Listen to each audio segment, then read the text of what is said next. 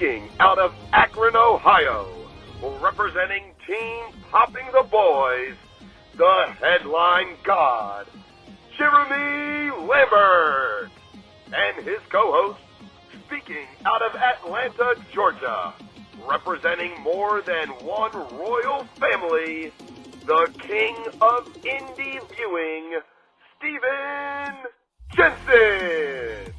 And this is the Spotlight on Fightful. Welcome everyone to the Spotlight here on Fightful. I am Jeremy Lambert. That is Stephen Jensen. It is Thursday, March 7th. And shout out, as always, to Big Dick MLJ for the intro. Jensen, as you can probably tell, my voice is not my typical voice. I blew it out singing Creed and Limp Bizkit with SP3 over the weekend. We had to give a shout out to you and our pal Cher Delaware with the Creed and the Limp Bizkit, and also cheering for Sting. I guess that happened this weekend. How are you doing, buddy? Doing good, man. You definitely sound different. I appreciate the shout out though. Yeah, man. The Creed. Shout out Trevor Outlaw as well. For Creed, we did hire and we broke the machine, so then we went into My Sacrifice. So they got a 2-for-1 special. Those people at the bar, and then we did Rollins for Limp Bizkit. You had to do a crowd hype song. We also did the WWE tie-in with the My Sacrifice, so we didn't want to go my way. Too much wrestling, you know. That makes sense. That was my next question: was did you go my way? Because that's obviously the epic. But I mean, Roland was also wrestling with being the Undertaker and everything. Yeah. But I will also say I tweeted this yesterday, and I've been saying this for years. Speaking of Limp Bizkit should absolutely be in the WWE Hall of Fame. So hopefully that happens, sooner than later. Especially now with like Triple H kind of in charge of all of this, and who the names we're seeing going into the Hall of Fame this year so far, being Nakano and Heyman so far. So I feel like there's a better chance now to get some of the people we've been waiting on now that like there's kind of a new era in the decision making process for the Hall of Fame. So, but Limp Bizkit, I mean, Kid Rock's in there, isn't he? He's in the WWE Hall of Fame. Yeah, Kid Rock's in there. It's like how's Kid Rock going to be in there and Limp Bizkit isn't? I think of Limp Bizkit immediately when I think of just like soundtracks to like wrestling growing up for the WWF. Like that's the Fred Durst and Limp Bizkit's the first people I think of. Yeah, I think Limp Bizkit will be there at some point, hopefully, if they want to do it. Dude, Fred Durst has got to want to do it. Like it was so cool when back in the day. I'm sure I know you remember. I'm sure other people do, but maybe there's like some younger fans here watching. But like, it used to be like it was like part of like the deal where Fred Durst would allow WWE to use Limp Bizkit's music, and then in return they'd put Fred Durst into the video game, and like he was like in some of like at least one of those SmackDown video games back in the day, and his entrance was better than everyone's. Like they had him come out like he came out in a car and he did the whole rolling, he did like a whole like song and dance and everything. Like it was by far like the most elaborate like character work that they'd put in for like anyone in the whole game too. So like so yeah, I just wanted to put that out. There's other names too. Yeah, Eddie mentioned Cyndi Lauper, and like there's definitely other people in music that have been involved for sure. But like for me, growing up in the '90s, Attitude Era, like Limp Bizkit, especially my way is the one that stands out the most. But I mean, there was also good ones with Kid Rock. I mean, Kid Rock was involved, and then they had those old video packages like My Sacrifice and stuff like that. Like you meant like so there's other bands that definitely deserve it too. But to me, it's like the one band that isn't in that absolutely should be, in my opinion, is Limp Bizkit.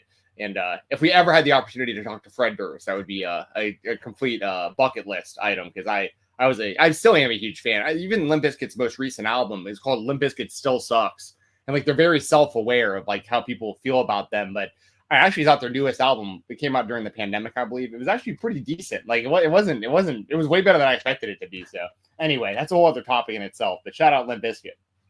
Fred Durst, come on the spotlight. What's wrong? Please. What else are you doing? Please. I've reached out for what it's worth. I have reached out to Fred Durst. I have not gotten a response. I will full transparency. I've not received a response, but I did reach out to Fred Durst fairly recently to see if he can come on. So, all All right, Jensen. We'll get into. Well, we'll start with AEW. Before we actually do that, though, where's it at? Right here. This is going to you. There it is. Oh. Signed, sealed, not quite delivered yet, but I got it. I waited in line at Revolution to get this from my pal Stephen Jensen. I was gonna get a shirt regardless, so I was already kind of gonna wait in line. I was probably gonna wait a little bit later to get a Sting shirt, but they sold out of everything so quickly. They, of course, did not have enough merchandise. They gotta figure that out. You should have expected like every single fan in that building wanted a Sting shirt, so you probably should have overloaded on that stuff. And you could have sold online afterward, I'm sure. But I did get you the Sting figure. That'll be in the mail to you hopefully this weekend.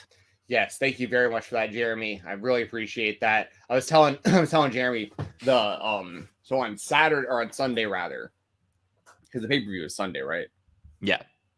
So on Sunday morning, AEW shop released those action figures, and I was like, I gotta get one. So for people who don't know, over here on the side, how you can see like this like row on this like little sidewall, all of these are the shop AEW exclusives. Every single one that they've put out on the website so far. These all it's hard to see with my camera, but these all behind me are signed. So like a bunch of like signed AEW figures, WCW and stuff. But like I specifically collect one. You can't see it, but this whole other wall over here is all. Eventually, I'll show you guys. I can't move my setup without unplugging stuff. But what Jeremy got me is part of this collection over here, and I had bought myself one of these figures just in case. Like I bought one off the website, but it wasn't signed. It was just like a regular 1 of 3,000. And I was like, okay, I'm just gonna get one now because I feel like people were hyped on Sting's retirement. I got to get one before they're not available. I bought one on the website, so I got one. And then they sold out almost immediately. So like they weren't available. The only ones that were still in circulation were the ones at the show that you were at. And those were signed. They had signed and unsigned ones. Yeah. But thank you very much for getting me the signed one, because that's what I like. That is, I'm going to always remember that. And I'm always going to have that with me. And it's always going to be a part of my collection. And that's going to always remind me of like, that was Sting's last match. My buddy Jeremy waited in line to get this for me. Like and it's gonna have a lot of sentimental meaning, and it's gonna be a big part of my growing collection. Like it'll be right behind me somewhere going forward that you guys can always see on the show. So for real, man, I know you were just in the merch line. It's no big deal, but I know that to me it is a big deal that you did that for me, and it also is a big deal that I know you had to carry that thing around the entire show. Yeah, I told you this yesterday when we were talking about it. That was the worst part of it. Like standing in line was like whatever. I missed the pre-show. I'm sorry. The worst part was like I get the figure and I'm like, can I get a bag? And they're like, we don't have any bags. Like, wait, so you're telling me like I gotta just like carry this thing around? And like again, this is the signed figure here, and like I was so worried that someone was just gonna like take it, or if I had to go like the bathroom or something, then I just gotta like set this thing down. Like I was very concerned about like losing this thing. I guarded it with my life. The only time I set it down was during Sting's last match. I didn't want to hold anything during that so I could like cheer and stuff. But then I wrapped it in my jacket and I put it on the floor. So that way I knew where it was at all times still. Yeah, I made sure to guard that thing as best I could, but not having a bag for that. Again, very worried someone would just see me walking around with it and then just like try to take it because they're like, oh, I just signed Sting figure. I told you, like, I made sure to put the signature into me so people just might see like, oh, he just got one of those Sting figures, regular ones. We're not going to bother him. If they'd saw that it was the signed one, I don't know what, they might have jumped me. Yeah, for real. And they didn't put a protector on it either. Like, they have the hard, like for instance. Oh, you can't protect on your camera. Yeah, sorry. I always forget that all my, like, that's why I can't show my collection to you guys, because all my stuff is so connected. But for instance, like on this Hangman Page figure, you can see like there's this hard plastic protector around it. No, they didn't have any of that. They just handed me like straight up out of the, like, just they pulled it out of a box and handed it right to me. I was like, all right, thanks. Yeah, there was no protection. I'm like, I It's in pretty good shape. Unfortunately, the little hook there got a little kind of bent. But that's okay. Otherwise, it's okay. That's no big deal. And I have protectors, so like that will be going into a protector once I receive it. So yeah, thanks again, man. And someone in the chat said I got to get you a signed Danielson at one of these things. I'll actually, I'll actually be at Collision tonight in Atlanta. I have no idea what type of merch they'll have, but I'm leftover. I would say leftover Sting shirts, but I don't know how many leftover Sting shirts they have. Yeah. Well, in all honesty, that's the only. I know we're going to talk about Sting in a second, and we'll talk a lot about Sting, but that was the main reason I didn't go to Dynamite last night, to be honest, was like I thought that it was going to be like a Sting celebration night or something because they announced the Atlanta shows so recently. Yeah. And it's cool that they still did the season premiere and everything that we're going to talk about. And I thought it was a good episode, but I'm actually, if I could only choose one or the other, which is basically what it came down to, was me deciding I wanted to go to one, just one of the two shows. I'm glad I'm going to Collision because Collision looks stacked tonight. For people who don't know, they're taping Collision tonight in Atlanta and airing it on Saturday. So like, and that card looks awesome. So I don't want to jump ahead too much on the topics for today, but just so you guys know, we'll get into the AEW spotlight. Here we go. Over 1 million fans and a great number in the demo tuned in. And it was a great show, and I think it's been a run of great shows. We are going to go back before we go a little bit forward. We are going to talk about Sting's last match and a little bit of Revolution overall. But big topic, Sting's last match. He went out on top, undefeated in AEW. He and Darby Allen defeated the Young Bucks in a tornado, no DQ, tag match, whatever you want to call it. And man, like it was, I didn't know how they were going to book it. Obviously, it was going to be Sting's call. Seemingly, it might have been the Young Bucks call of like, we're putting Sting over. I'm glad that he went out on top. I think that's really cool. And some people might be like, you should have put the young guys over. Like, whatever, dude. It's fucking Sting.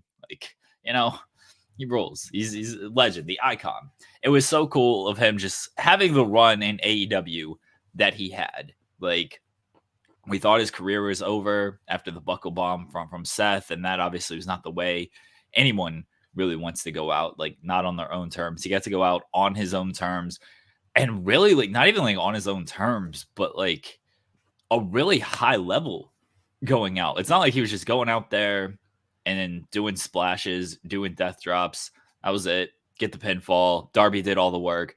Man was jumping off balconies, going through tables. Even his last match, going through table, going through glass, no selling the super kicks. Like, he went out how I think everybody in wrestling probably wants to go out. Like, as a little Stinger, growing up, that was my favorite wrestler. So I was really happy I was able to go see that live and just be part of that moment. And what did you think of the match overall? And I guess the big talking point, which was Darby in the glass. So, I mean, I think this was the best retirement match of all time.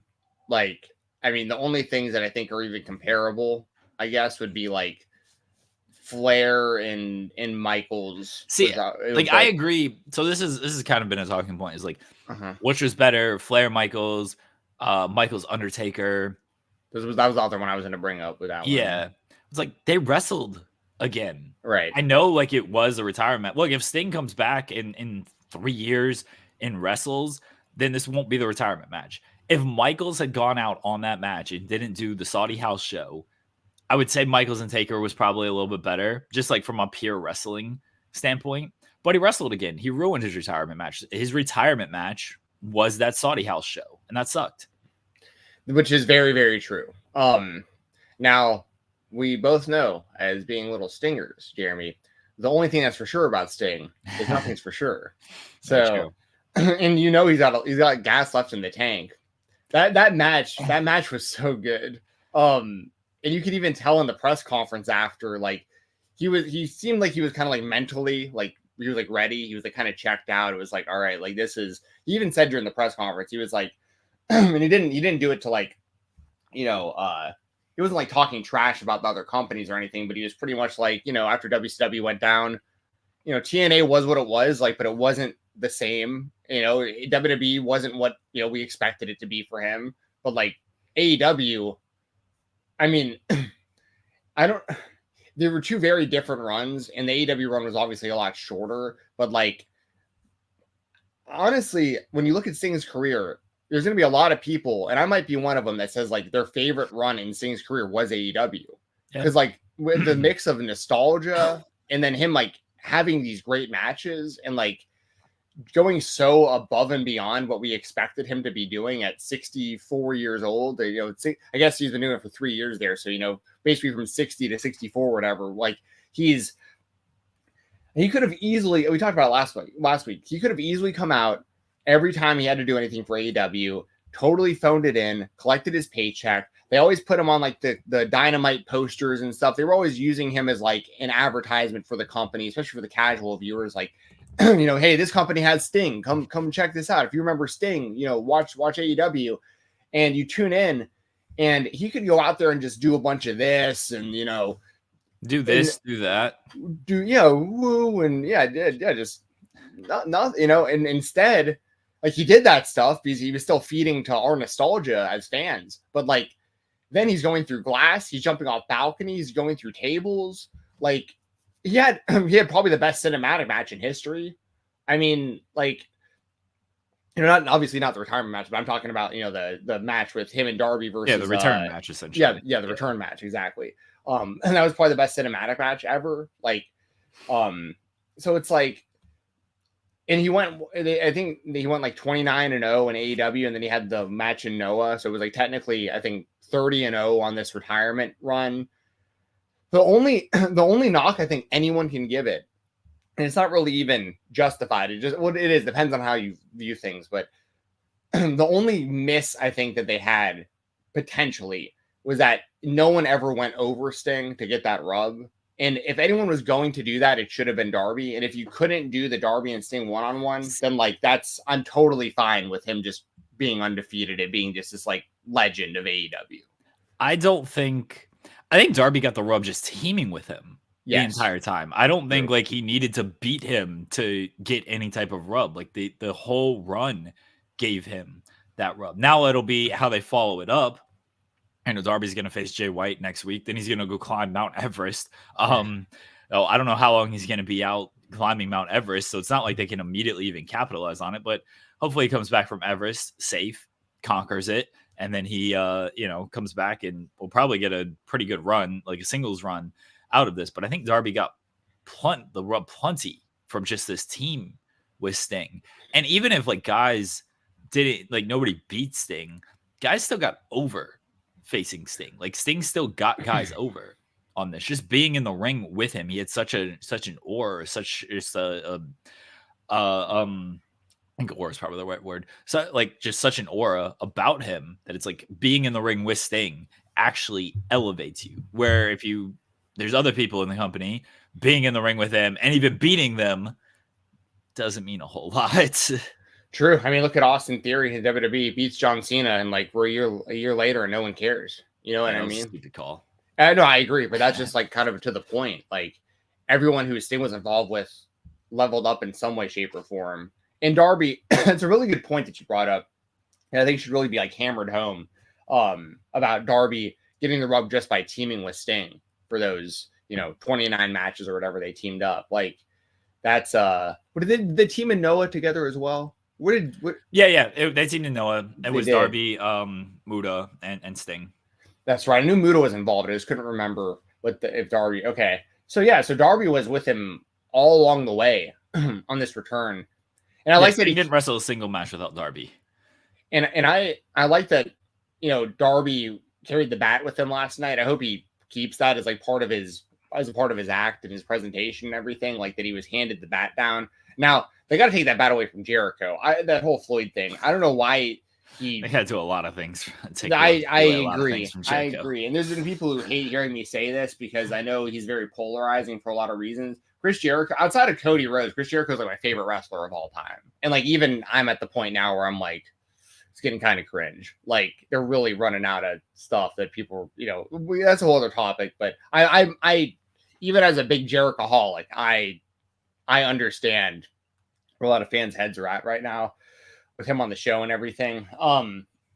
But but the stuff with Sting and Darby and the fact that, the reason I brought Jericho up just then is because the bat, that whole Floyd thing. I thought the second that Sting arrived in AEW, Jericho should have stopped carrying that thing around, because it's like the bat is Sting's thing and everyone knows that.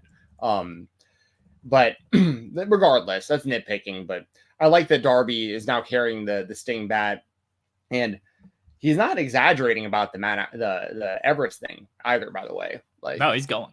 No. I mean, like, he's not exaggerating about, like, he could die doing that. Oh yeah. Like, I mean, that's like, I mean, but what a badass Darby Allen is. I've talked about it before, but the first time I ever saw him wrestle was in a high school gym in Chattanooga, Tennessee, years ago. He wrestled Joey Janela, and I'll never forget my dad and me. Like, my dad's not a wrestling fan, but my dad being like really impressed with Darby, but just the feeling of like, it sucks that this guy's not going to be able to do anything like bigger than this, because he was so physically like small, like, and this was before AEW was even a thought, that like it didn't exist yet. This is years before that. So it's like the fact that Darby got in with AEW at the start, became one of their first legit homegrown guys, because people forget, before Sting was around, Darby still was over on his own. Like, yeah, I was in Atlanta when he returned, and he fought off, it might have been the Inner Circle at the time. But he like made his return to AEW at an Atlanta show. It was the same show that Cody did the moonsault off the cage in the Wardlow match. Earlier in that show, Darby made a return from like injury or storyline or whatever it was, and the place went nuts for Darby Allen. And that was the first like massive pop that I think he got in AEW. And I was there live in the crowd, and I was like, this guy, like, he's gonna make it. Like, he will be one of the top guys in this company. This is awesome. Good for him. And now it's like he got kind of sidetracked in a way. It was almost like a side quest of like 3 years of like making sure Sting went out the way that Sting should go out, but also being elevated at the same time. And now that Sting's gone, people are like, well, what's going to happen to Darby? Darby out on his own. This is going to be scary. Like, is he going to make it? He's absolutely going to make it. Darby Allen will be an AEW world champion as long as he survives these outside of the ring adventures that he's going on. Like, that's really the only concern I have. I'm way more concerned about Darby Allen and this is a Darby Allen story. I saw him in, I believe it was New Orleans, because I think it was a WrestleMania in New Orleans years ago. Once again, this is pre-AEW. He was working indie events. I was with some people that I knew from the indie scene. He had his actual skateboard. This is like downtown New Orleans near like Bourbon Street. This dude skated off into the night by himself in real life. And like, dude, and people don't know, I'm not telling any tales out of school here. Bourbon Street is one thing in downtown New Orleans. Everyone is like, that's where to be. But if you start veering off of Bourbon Street to these like other random streets that are nearby, there's some pretty dangerous, like, it's scary going around, downtown, really any downtown, in the middle of the night. But like downtown New Orleans is scary, especially by yourself. And he just skated off into the night completely by himself on his skateboard. And I was like, this dude's not a gimmick at all. Like, this is actually how this guy is. This is wild. So I love his authenticity. I love that and I expect him to be an AEW world champion. I really do.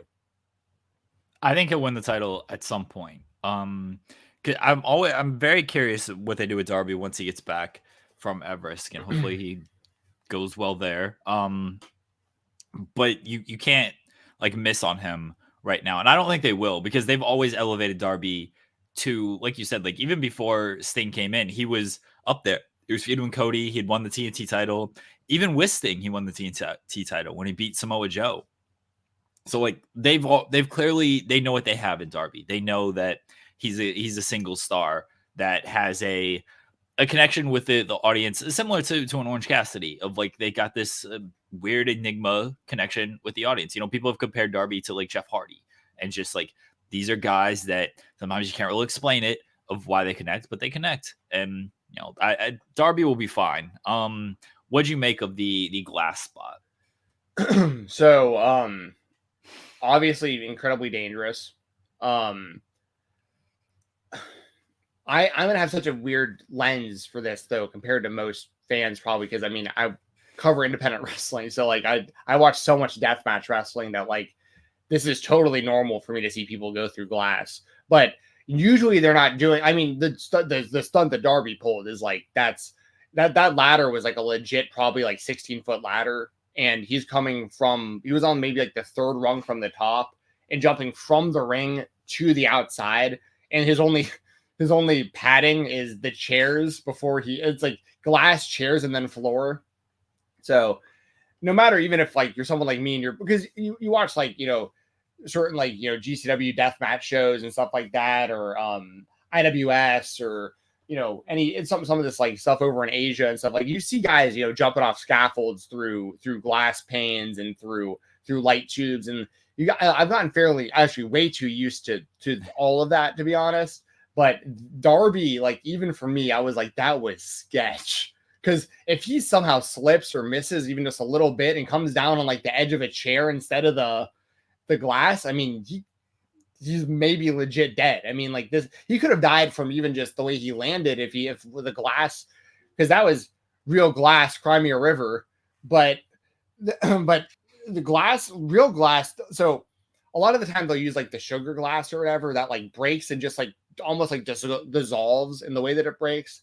Real glass breaks in like shards. So like Darby could have easily like hit that thing and then like, come down the wrong way. It could have been way worse. And like the way he got lacerated was really, really nasty.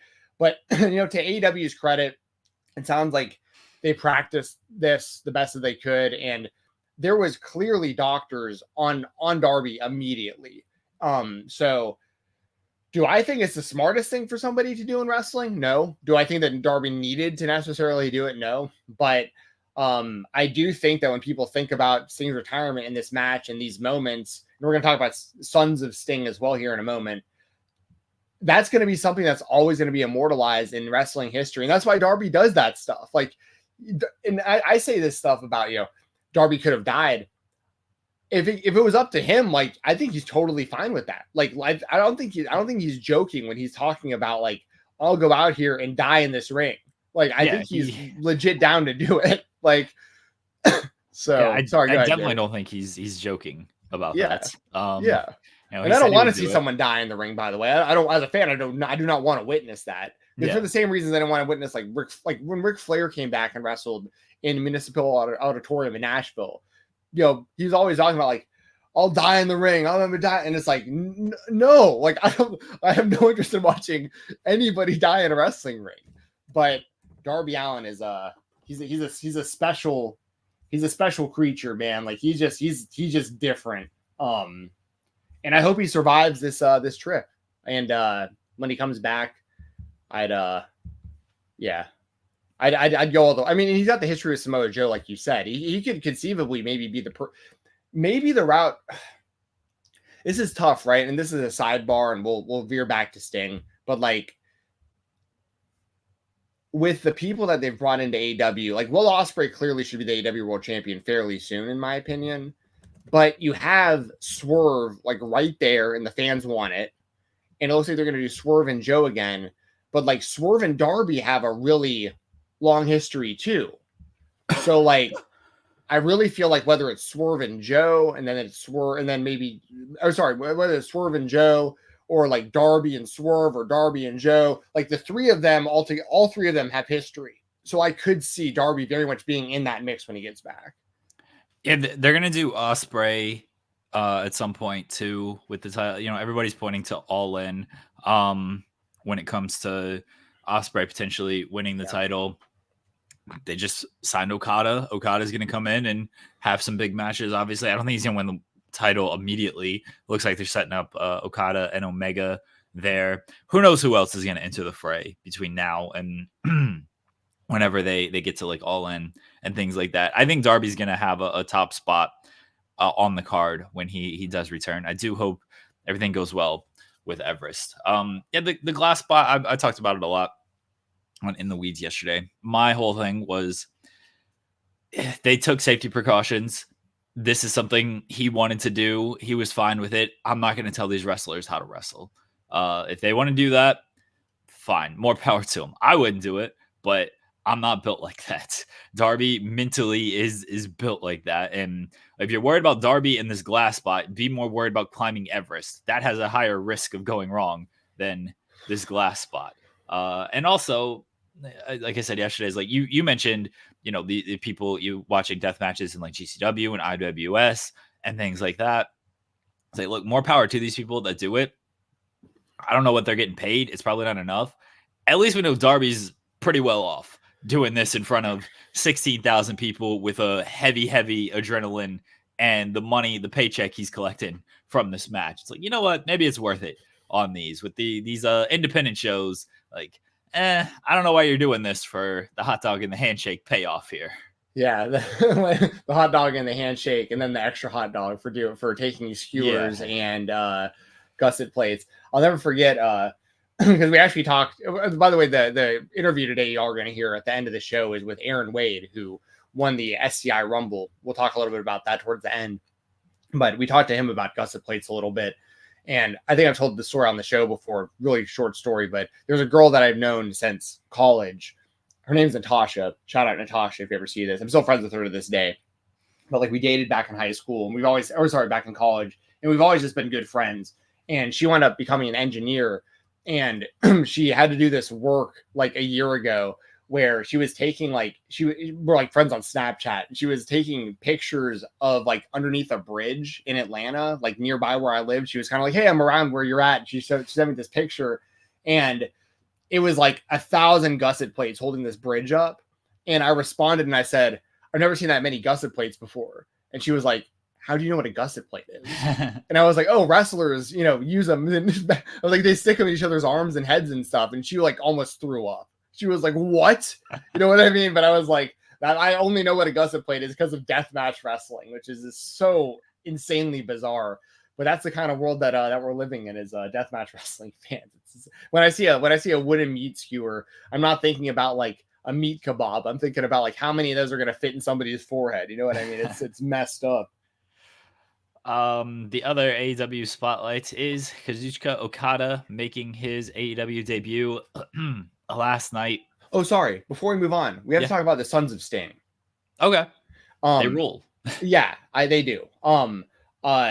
There's a chance maybe we can get Steve on here. Maybe we're mutual followers on Twitter. I hit him up after the match and congratulated him. I don't know Garrett very well.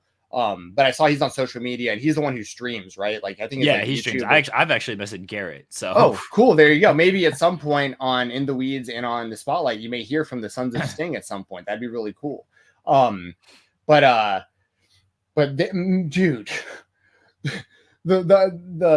the way that they did that live, did you think that was like the OG Sting originally when Garrett came out? Oh no, I did it because I knew Sting. He even said like, "I'm not gonna do like the surfer Sting." So I knew it was somebody like cosplaying as him. I obviously didn't know it was his sons until he mentioned that. But no, I knew it was somebody cosplaying because one, that's a pretty drastic change to make like the day before the event. Cause obviously we just saw him on Dynamite with the long black hair and everything. So it's like, wow, he really went full makeover just for this. But I knew that it wasn't him.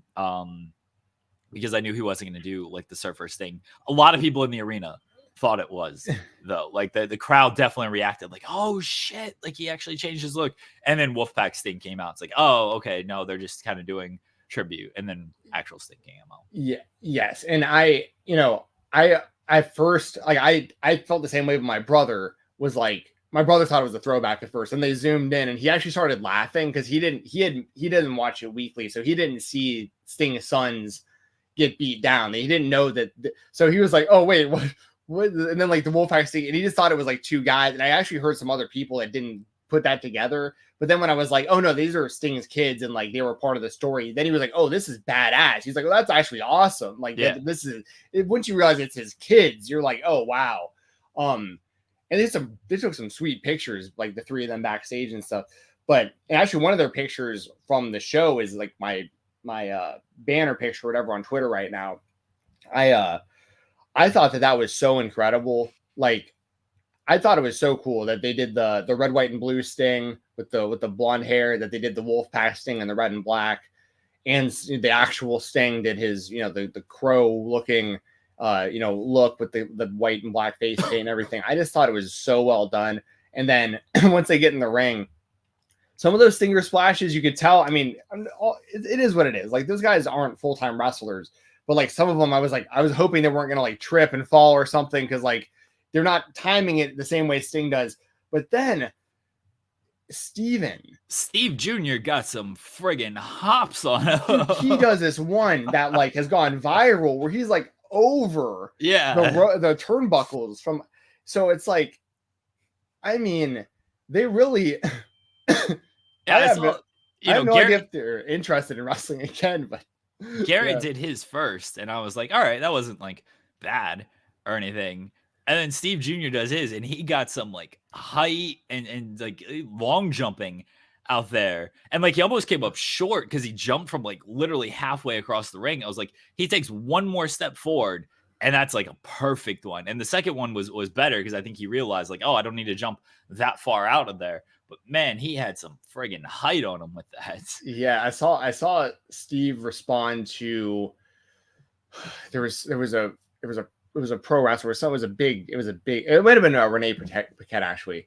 I think she commented underneath one of Steve Jr.'s tweets, and he said that like someone had told him that there was like a tweet that had circulated about like, it looks like Steve Jr. has held that jump in for 20 years. And he's like, yeah, pretty much is it, But yeah, I'd love to see them mix it up again. And that's the other thing about Sting. The one thing that's for sure about Sting is nothing's for sure. During the press conference, Tony was clearly like trying to keep him around. Like, it was really clear that like he wants Sting to continue to be involved.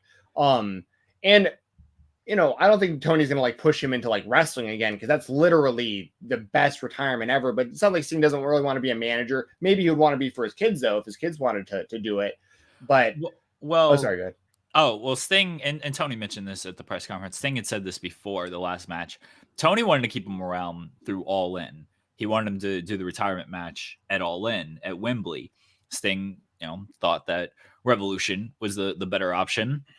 As Sting said, he didn't want to be a manager or an agent or anything. I think Sting is very content of kind of stepping away. And, Darby has said that Sting's kids don't want to wrestle. Like, he's asked and they don't want to. Maybe that changes after they got the taste at Revolution. It's like, oh, you know what? This isn't so bad. It's going to be tough to kind of break from, like, Sting is such an iconic figure. It's always tough to be like the son of a wrestler and try to break away from that mold. I think it's even tougher when it is, I don't want to say a gimmick, but I think it's tougher when it's someone like who's so iconic with like the face paint and everything and has had like a career like that. And then your first introduction to these kids are, hey, we're paying tribute to our father here. That's tough to break. So I don't know if they have any real interest in doing it on that level. Again, Darby says they don't. He's asked. We shall see moving forward. I don't think we're going to really see Sting. I think Ambassador Ashok says, and that's what Tony has used as well. I think that's more where we're more likely to see him. Like maybe he is at like All In. He's with Darby, kind of at ringside with him, type of thing. Yeah, I could see that. And also, you don't want to ruin like a good thing with the Sons of Sting either. If like, because the taste that we got of that, like that was perfect for what it needed to be.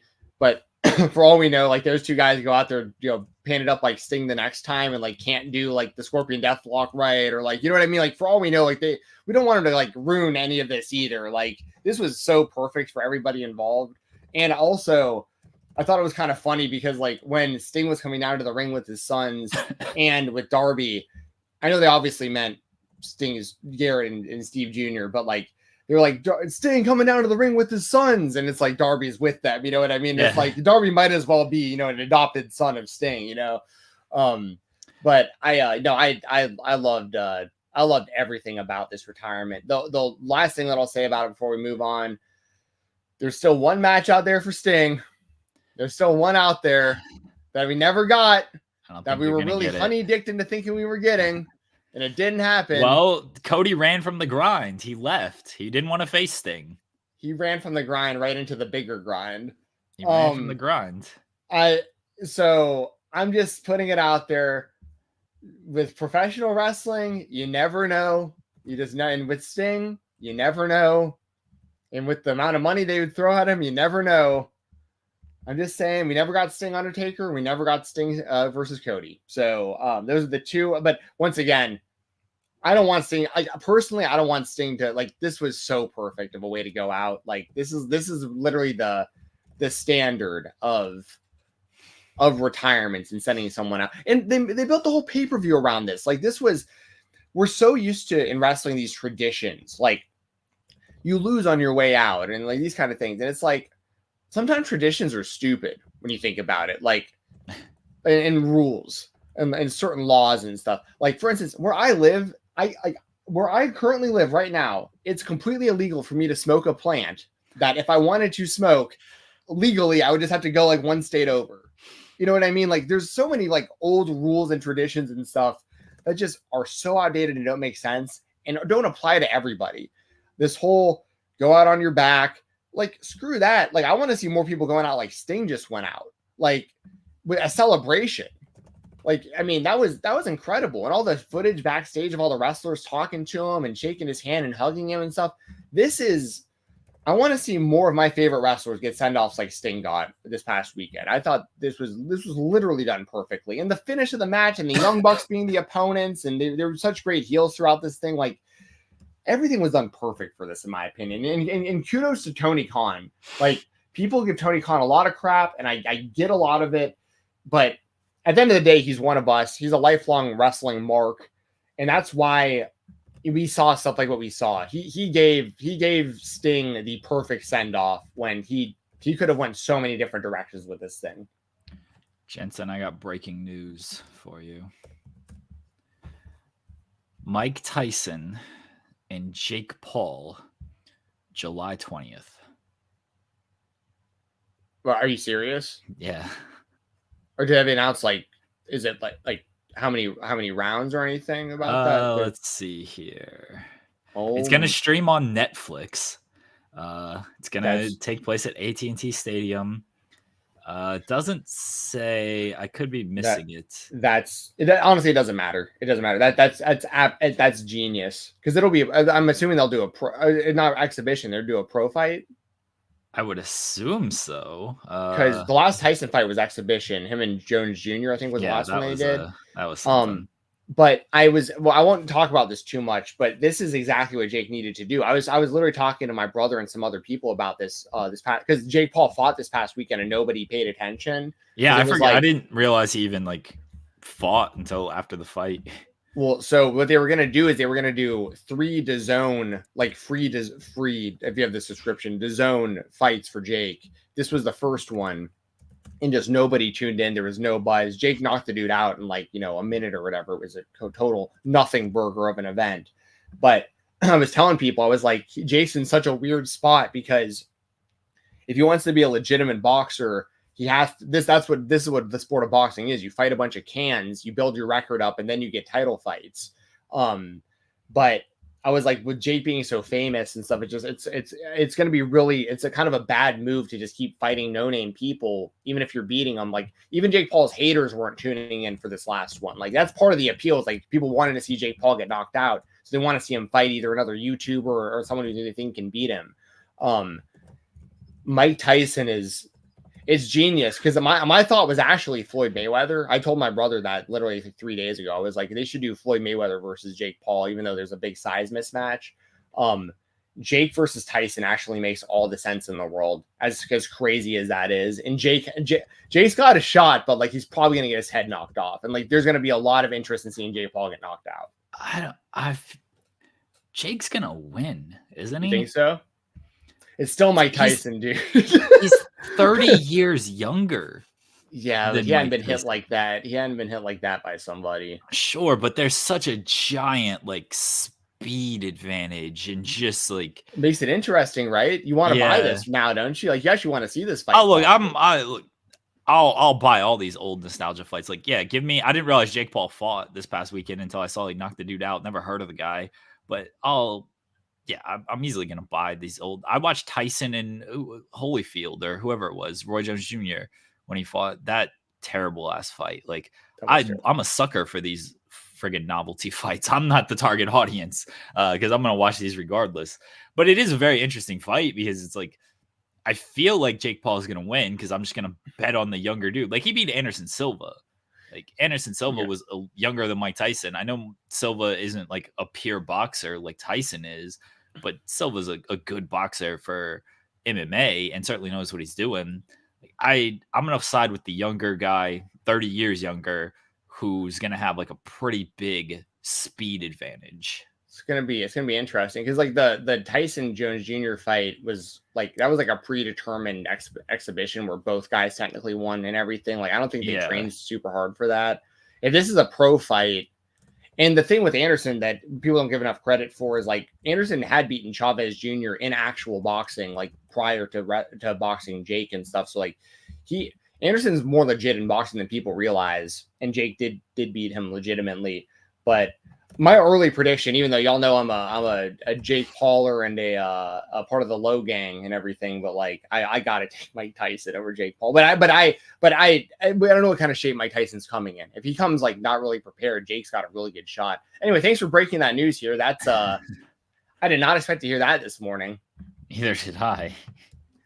Yes. So yeah, that's happening. I'm sure we'll talk about it as it gets closer and everything. It's gonna be on Netflix. I think that's kind of the big story to me is, Netflix they've done a little bit of live streaming. Some of it hasn't gone well. They're obviously getting big into live streaming next year with Raw. This is going to be a big test for kind of how that holds up. Because I imagine a lot of people are going to tune in to see this fight. I'll be tuning into it. So, we'll see how their streaming service holds up for a big fight like this. And if it does well, that's probably a good sign for WWE in January. If it doesn't do well, then they're going to have some shit to fix. Yeah, it's smart all the way around. It's smart for everybody that they're doing this. Chi-Town Spurs says, give me Jake Paul versus like a kangaroo. Facts. I would watch that. I mean, Mike Tyson, he's not that level, but like he is. He's a novelty. Like the dude's like nearly 60 years old. Yeah. Oh no, we'll see. It just depends on what kind of shape he comes. It's all gonna come down to what kind of shape he comes in to the fight in. What a weird ass fight. It's smart though. It makes all the sense in the world for everybody. The whole person taking the biggest risk is Tyson, but he's gonna get paid so much money to do this. He doesn't care. Yeah, exactly. He doesn't care. Well, there you go, folks. Jake Paul, Mike Tyson in July. Good luck to both men. I guess I'm looking forward to the Sean O'Malley Cheetah Vera fight this weekend. You gonna watch that? Yeah, UFC 299. Oh yeah, I'll definitely be watching UFC 299 this weekend. That's a whole other set of. We talk about that for the next hour, but yeah, that's people don't know Cheeto has defeated O'Malley before. O'Malley's been on a hell of a run though. I'm taking. It was like an injury stoppage though, wasn't it? Like O'Malley hurt his leg in that fight. Well, Cheeto hurt his leg, but yeah. I mean, it was a legitimate win for Cheeto. But O'Malley counts it like it didn't count. He's trying to get this win back. And I'm a big O'Malley fan. I was even though he's kind of corny and he's a hype beast and all this stuff. I've always respected his skills, and I've been to multiple of his fights live. Actually, he's super fun to watch live. So anyway, yeah, I'm really looking forward to. And then we're one pay-per-view away from UFC 300. UFC 299 on paper actually looks better than UFC 300 in my opinion. I don't even know what's on UFC 300. I feel like they tried to do some stuff that didn't come to fruition. It's still a really stacked card, but like they didn't get in all honesty, I think they were going to try to get Brock. And obviously you can't do that now. But I think that was their big card that they were going to try to play. And then they also were trying to get Israel Adesanya last minute, and like they couldn't get him because no one would fight him. So like there was like, and then they tried to get Khamzat Chimaev on the show, but like Khamzat has visa issues, I think. So there was just a lot of stuff they just couldn't get in time for 300. But it doesn't look like UFC 100. We had Brock versus Frank Mir. We had GSP. We had Hendo versus. What was the main event of UFC 100? It was Thiago. Was it Thiago? It was like it wasn't Brock and Mir technically. John Fitch. Paulo Thiago. I knew Thiago. I had that. Yeah. I remember. I knew where you're going with that. I remember that. That was so weird how they did that. That was Hendo Bisbing as well. Hendo Bisbing, Yeah. the best knockout of all time. Well, one of the best knockouts of all time. The H-bomb with the flying H-bomb. 200 had Brock, that had Misha Tate and Holly Holm as well. And it was supposed to be Cormier Jones, but it ended up being Cormier and Silva. Yes. Yeah, UFC 200. I'm looking at the UFC 300 card and I'm just like, all right, like I don't keep up with it as much as I used to. Gaethje and Max Holloway is legit though. The only weird thing about that though is like that's for the BMF title, and Holloway now Ilya Topuria is the featherweight champion, and it opens it up now to where Holloway, because Holloway has been the best guy. Yeah, he couldn't beat Volkanovski. Yeah. Exactly. But now it's like it's opened again with Topuria. So like it would be Holloway and Topuria next for that title if Holloway wasn't already booked for this BMF thing. So that's the only downside to it, is I'd rather see Holloway fight for the featherweight title, because you can put anyone in the BMF because it's a non-weight class. It's money grab fight. But but Gaethje and Holloway rules. It's a great matchup. I'm looking forward to it. Don't get me wrong.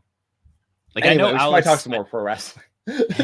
Sorry, what were you gonna say, Alex? Go ahead. Alex Pereira and Jamal Hill. Like I've watched both of these people fight. I can't tell you who they've actually like beaten or anything. I'm just I've heard of those names. I've watched them. But Jamal Hill was the champion. He's coming off of injury, and Pereira was the guy who beat Israel Adesanya for the middleweight title, and then he wound up losing it, and then moved up to light heavyweight and won that title. So these are all great fights. It's just for the 100 and 200, you get the expectation for 300. Like they're gonna have like some stuff that really like blows your socks off. But like, is Ngannou fighting this weekend? Is he fighting Joshua this weekend? I feel like I saw that they were doing the weigh-in today. That actually might be. That's probably why Collision is taped. I shouldn't say that. They wanted to go up against that. Well, I don't think anyone wants to go up against Joshua and Ngannou. Well, it's March 8th. It's in no, I'm sorry. Are they doing this box? Hold on. Sorry. What day is it? Say that again. It's tomorrow, but it's in Saudi, so I don't know like what time it is Saudi wise. Let me backtrack what I just said. I bet you anything that Ngannou and Joshua is going Friday, so that they're actually ducking UFC 299 on Saturday. Oh, okay. I bet you that's what it is. Yeah, it's in Saudi. I don't know what time it is, but it's at some point tomorrow. Yeah, Prince Ngannou's a bad dude. He beat Tyson Fury for my money. So I think he's gonna beat Joshua as well. All right. There's a big sidetrack. Kazuchika Okada. Nobody cares about any of that. But we like MMA too. So Kazuchika Okada. Anyway, he debuted last night. He came out. He saved the Young Bucks from Eddie Kingston. Kind of turned on Kingston there, aligned with the Young Bucks, and now he is. They kicked out Kenny Omega from the Elite because Kenny's not been around, and they suspended Hangman for beating up referees. And now Okada is the new, ace of the Elite alongside the Young Bucks. What'd you make of his debut and how they pulled this off? This was awesome. For people in the chat who've been asking, Collision is tonight. We're taping Collision tonight in Atlanta. I'll be there live tonight at the show. But I love seeing this because I didn't expect him to come in as a heel. Yeah. And that was actually really clever that they did that. And for people who don't know, Okada and the Bucks have a long history of friendship themselves, like that dates back to TNA. TNA, yeah. Yeah. And then of course New Japan, and they've been on like BTE before together and stuff. I want to say like the bit is always that Okada steals the Young Bucks gear. Right. And he came in with the suit last night, and honestly, when he came into the ring and he stood next to Eddie, that's when it clicked for me. I was like, oh my God, he's going to turn. Yeah. Once he like immediately came down, I was like, oh yeah, he's turning on it. Yeah. That's it. And that's cool. I mean, I liked how the Young Bucks did this. I love the Young Bucks heel characters as the EVPs. I really, really enjoy this so far. I love how they said, we retired Sting, but like they lost the match, but they were the last match, but they were claiming that they retired him. And they fired Kenny from the group. They indefinitely suspended Hangman from the company, or from the group. I couldn't remember. He said the Elite, so I think it's just the group. But pertain to the entire company. Right. And then Okada's replacing them. And this freshens up everything. This freshens up the whole elite concept. This adds more layers to the EVP Young Bucks. I'd imagine Okada's going to beat Eddie Kingston for the Continental, and then we'll get Okada versus Omega, I think, for the Continental belt when that eventually goes down. So yeah, this is we all figured Okada was coming soon. So he is officially all elite. They gave him the graphic and everything last night. And yeah, I'm looking forward. I mean, tonight I'm pretty sure I'm going to see the three of them wrestle a trios match. Yeah, they're in trios action tonight. They announced that. Yeah, it's awesome.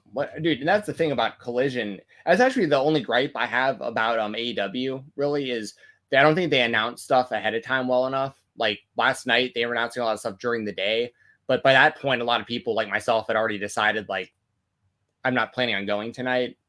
And what they did announce was pretty cool. But like when I saw the graphics last night for Collision tonight, and I saw the matches they were running, I was like, oh, dude, I'm really glad I chose Collision. Like I'm going to see some bangers tonight. Even if the elite match is super short, which I they might just come out there and squash three people. I have no idea. But just the fact that I may get to see the three of them make their entrance together and have a match live, like, badass. Love it. I loved how they did it. It would have been easy to just bring him in, top babyface, okay, confront Samoa Joe as the show closes, or Will Ospreay as the show closes. I love Danielson confronting Will Ospreay as the show closes. That's gonna be a great match. Yes. Will Ospreay should lose. He should just recognize that he needs to lose that match. But I liked Okada just going heel, being along with the Young Bucks. You know, I was curious how Okada would kind of translate to weekly television. I didn't really have any doubts or anything, but I know he's not a promo guy for sure. You can do just strong match after strong match after strong match with him, but now you give him like he's kind of the heater for the Bucks. The Bucks can be the promo for him, and then Okada can just beat up people as the Bucks like kind of take claim for the victory and everything. So I think it's going to work really well. And yeah, you set up the Kenny and Okada match. I assume that'll probably be all in once, excuse me, once Kenny gets cleared. So yeah, they did good work last night, and I'm looking forward to now what they do moving forward with Okada. But I think this sets him up nicely as a weekly television character, which he's never been before. Yes, I agree 1,000% with everything you just said. Shotdown Spurs since Super Chat says, people joke about restoring the feeling, quote, but it really felt that way last night. So much new blood at the top of the card, elevating those close to it. Just get Jericho off my TV, please. Yeah, that's the downside is the Jericho stuff. Just no, it's past it. Like people just aren't very excited for it, and I don't blame them. You know, when he stepped the Hook, I was like, Even Hook seemed uninterested. Well, Hook should have been like, fuck you, but he didn't. The restore the feeling thing though is that's I feel that too. I mean, even with like the new set for Dynamite and stuff, you can tell that it really feels like a new era for both WWE and for AEW. Honestly, like it just really, both rosters are stacked. Both have a ton of like really over talent, and this is a great time to. I'm very happy that I'm a fan of both companies. I mean, like I know on top of the indies and all the other stuff we talk about and cover, but like for all these people get tribalistic over AEW and WWE and stuff, there's also a world that you can live in that I live in where you love both companies right now, and like it's a great time to be a wrestling fan. All right, let's move on to our WWE spotlight. I need to finish the story. In the WWE, the story never finishes. Diarrhea Dwayne. That's it. That's all I got. Or go home and smoke some crack. Oh man. So I don't know how much you want to talk about this stuff, but like, all right. First of all, The Rock cutting like a 20-something minute promo on social media kind of rules. Like it's like pretty funny that he actually did that. The Seth Rollins stuff. I don't know how many people had to go through, like, before that got onto television, and how did nobody step up and be like, this is no, like, we'll come up with something better than this. Like, how did that make television? That was so cringe. I think the purpose of it, one, I think Dwayne gave him that line. I think Gewurz and Rock were probably like, yeah, this is great. Two, I think it was a little bit like, see how easy this is? I can just say diarrhea Dwayne, and then people will chant and cheer. This is not difficult, spitting out these nursery rhymes. But I think that's why he kind of did it. The line still sucked. Like, Rock spent his promo. I liked Rock's promo on SmackDown where he's talking about crack and setting up the tag team match and stuff. But he really tried to get over, like, Seth Rollins, you sad clown. Like, he tried to call him a clown so many times, and the crowd just did not care. Like, oh, okay, sure. Like, yeah, the insults aren't great here. Yeah, that was so. The Rock is. I'll give him a pass in certain ways because pretty much everything he says will get over to some degree. And he's just trying to be kind of like edgy as like this bad guy heel. And like, it's not going to last very long, probably, as far as like him being a heel. So he's probably trying to get in all the underhanded, cheap, low hanging fruit he possibly can while he has the opportunity to get booed. But the Seth Rollins thing, it was so strange because like he's so over as a babyface. And the crowd just loves him so much. And he's already, obviously his road to WrestleMania was going to look much different than this if CM Punk wasn't injured. But the fact that Seth is in this position is great for him. Like, I'm very happy for him. And I love that he's defending against Drew because outside of Cody Rhodes, Drew is my favorite wrestler in the whole WWE. So like, I like where this is all wound up, but it's just like Seth. I get that Seth's kind of like goofy and like over the top, and that's part of the gimmick, but he just came across so lame on Monday. Like, what, just like the worst possible time. Like, we're a few weeks away from WrestleMania. You're about to be in the biggest main event match you've ever been a part of. And like, even Cody, you could tell in the ring because he was standing there next to Seth while he's cutting this promo. And you can see it in Cody's face too, where he's just like, this isn't working.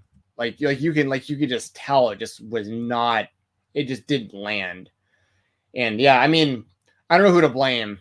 Whether it was this Rollins idea, it really feels like it was like a Gewurz and Rock idea kind of thing. But regardless, whether it's collectively or individually, I don't know who we need to blame for that. But like, somebody had to have the wherewithal to stop.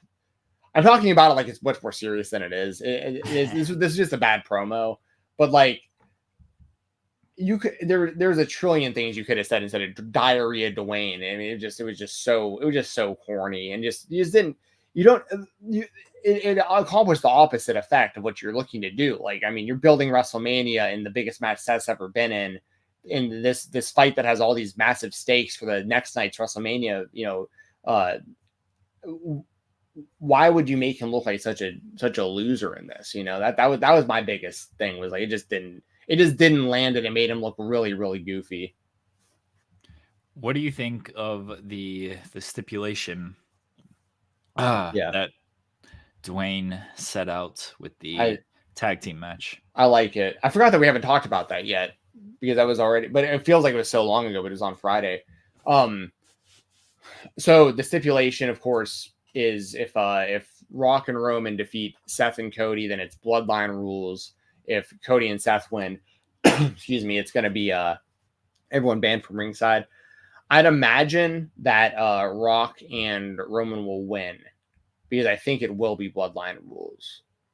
Because otherwise, I'm not sure why you would set it up this way. Because like, we've already had it to where like everyone was kind of banned from ringside. Like last year, people forget Solo got ejected and then just came back anyway. So like, you might as well just make a bloodline rules. And then Cody loses night one.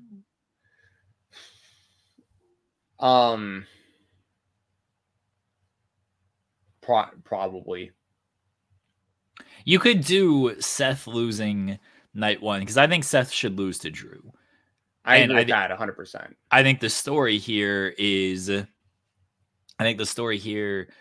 is that Seth is basically stretching himself too thin. That's what Drew was basically saying. Is like, don't concern yourself with Bloodline. You need to worry about me. Like, you need to stay out of their business. You need to focus on me. And Seth is like, nope, I can take on all of this. I've carried this company with a broken back, not worried about my knee. Like, I'm here. I'm the workhorse. I can do all this. At some point that catches up to you. And so I think it makes sense of, okay, well, Seth loses night 1. And then it's like, oh, shit, now I got to face Drew. Drew beats him. Drew's like, see, I told you, you shouldn't have done all that shit. And now you're without a title. I was right, as I've always been right. Well, I think that can be the story, and Seth can lose night 1 off of that. I could also see Cody losing night 1 just because adversity, and then he wins night 2. My pitch and suggestion is, as you know, Jensen, Rock should lose night 1. Cody can pin him. That's fine. And then nobody interferes night 2. And Roman pins Cody. Yeah, I know. And then Roman is like, Rock, you almost screwed this up. You came back. Everything was going great. And you came back and you nearly took everything. You nearly cost everything. And then they kick Rock out of Bloodline. They feud for a year. And then we get Rock and Roman next year at WrestleMania. I don't care what Cody does. Yeah, so we need Cody to win the main event of night 2 and win this championship. But I'm interested to see where they go with everything from night 1, because I could see everyone except for Roman taking a pin. That would be very dumb if Roman loses night 1. Yeah, I doubt it's going to be Roman losing night 1 and night 2. I just don't see that happening. But as long as they get to Cody winning the title in night 2, I don't really mind which way they go, because ultimately, I think we can all see this coming, and we've talked about this week after week. But eventually, and I think you can set this up even easier if it's Bloodline rules, because you have members of the Bloodline coming out and trying to interfere, and that's where you have Cody's, team of his friends, his super best friends group. They're all, and I think, Cena's talking about wanting to be a part of WrestleMania. I think he comes out and helps. I think eventually, the straw that brings, the deciding factor is going to come down to everyone's been wiped out. Multiple members of the Bloodline come out. Maybe we even have debuting members. Maybe Jacob Fatu runs out or whatever. I mean, who knows? We have multiple people from maybe Rikishi. We have people from the Bloodline coming out and interfering. But you have John Cena, you have Seth, you have Sammy and Kevin, you have people that are coming out and blocking the Bloodline from getting involved, and it's going to come down to Cody and Roman and The Rock in the ring together, and that's where The Rock, I think, turns on Roman, and he's the one at the end of the day who's and then maybe it wasn't necessarily a big elaborate plan this whole time, but something could happen in the night 1 match that leads Rock to turn on Roman night 2 potentially. I don't want Roman getting hit in that scenario. I don't want any type of turn on that. I'm fine if people fight around them like they did last year.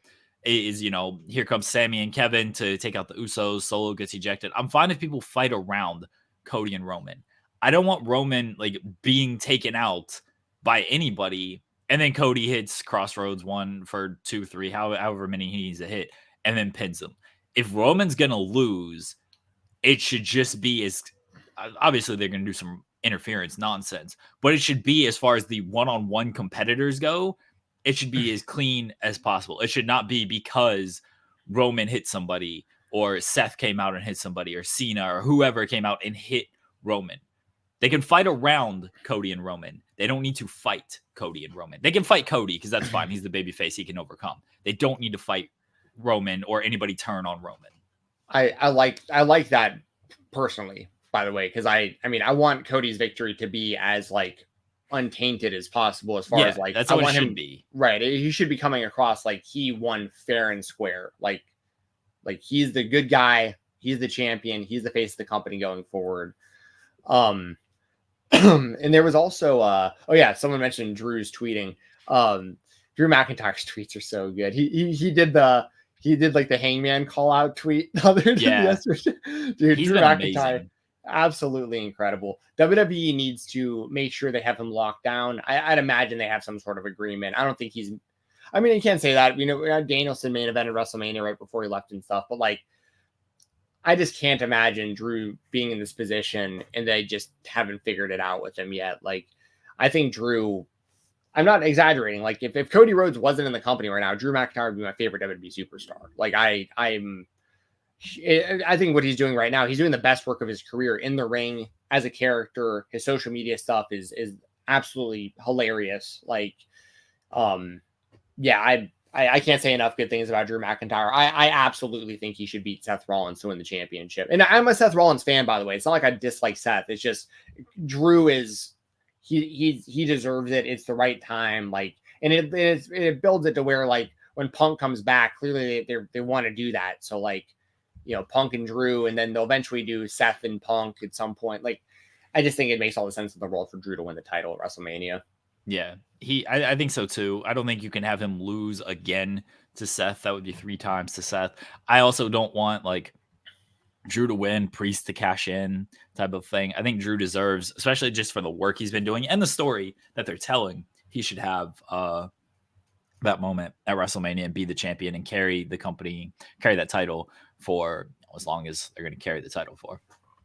Louisville with a very good suggestion that seems like something you would book. Says Bloodline turns on Roman night 1. Ambrose returns alongside Rollins and costs Cody night 2. Shield versus Bloodline night 3. Tupac reveals he's still alive night 4. Man, I did think of not quite to that level, but I did think for the tag team match that we were talking about, instead of Rock being, you know, a part of you said Seth gets taken out and Rock is in there with him. It's actually Seth, Cody, and Roman in there. And then Seth turns on Cody, and then Seth reunites with Roman, and then Kurt Angle comes back and they reform the Shield. There you go. The Shield trio that everybody remembers. Yeah. So I did think of that one. That's funny.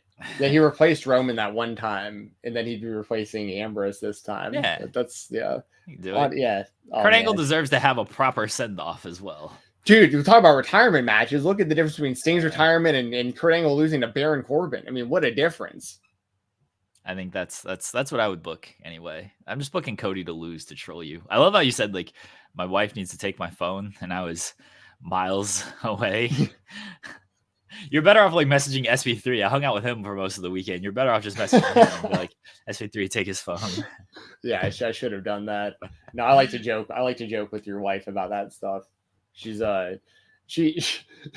she'll, I'm sure you know, but, like, every now and then she'll send me messages about stuff like that. You're just such a troll, dude. Yeah, you're such a troll. She bless her. She has to put up with me, so she gets it. Yeah, I love y'all. Y'all are awesome. Move on to our other spotlight. Our product is what it is. We're going straight up the middle. Oh, we got TNA Sacrifice this tomorrow. Not even this weekend. Tomorrow. Did you know this event existed, Jensen? I barely. And the thing is, I like TNA, and I look forward to reviewing their pay-per-views 4 times a year. This is an Impact Plus show. I'm not even sure. I think there were some pretty good matches on. I'm going to pull the card up. I know Eric Young versus Moose was the title fight. Yeah. Nick Nemeth and Steve Macklin. That'll be good. And Hammerstone and Alexander are running it back. I mean, there's going to be good matches. That'll be good matches. Yeah. Time Machine versus Ali and the Good Hands. Jordan Grace versus Tasha Razaya. Good card. I don't know how much we can really talk about the card. I don't think we're going to get any, like, big surprises, or, like, I don't expect Moose to lose the title. I don't expect Jordan to lose the title.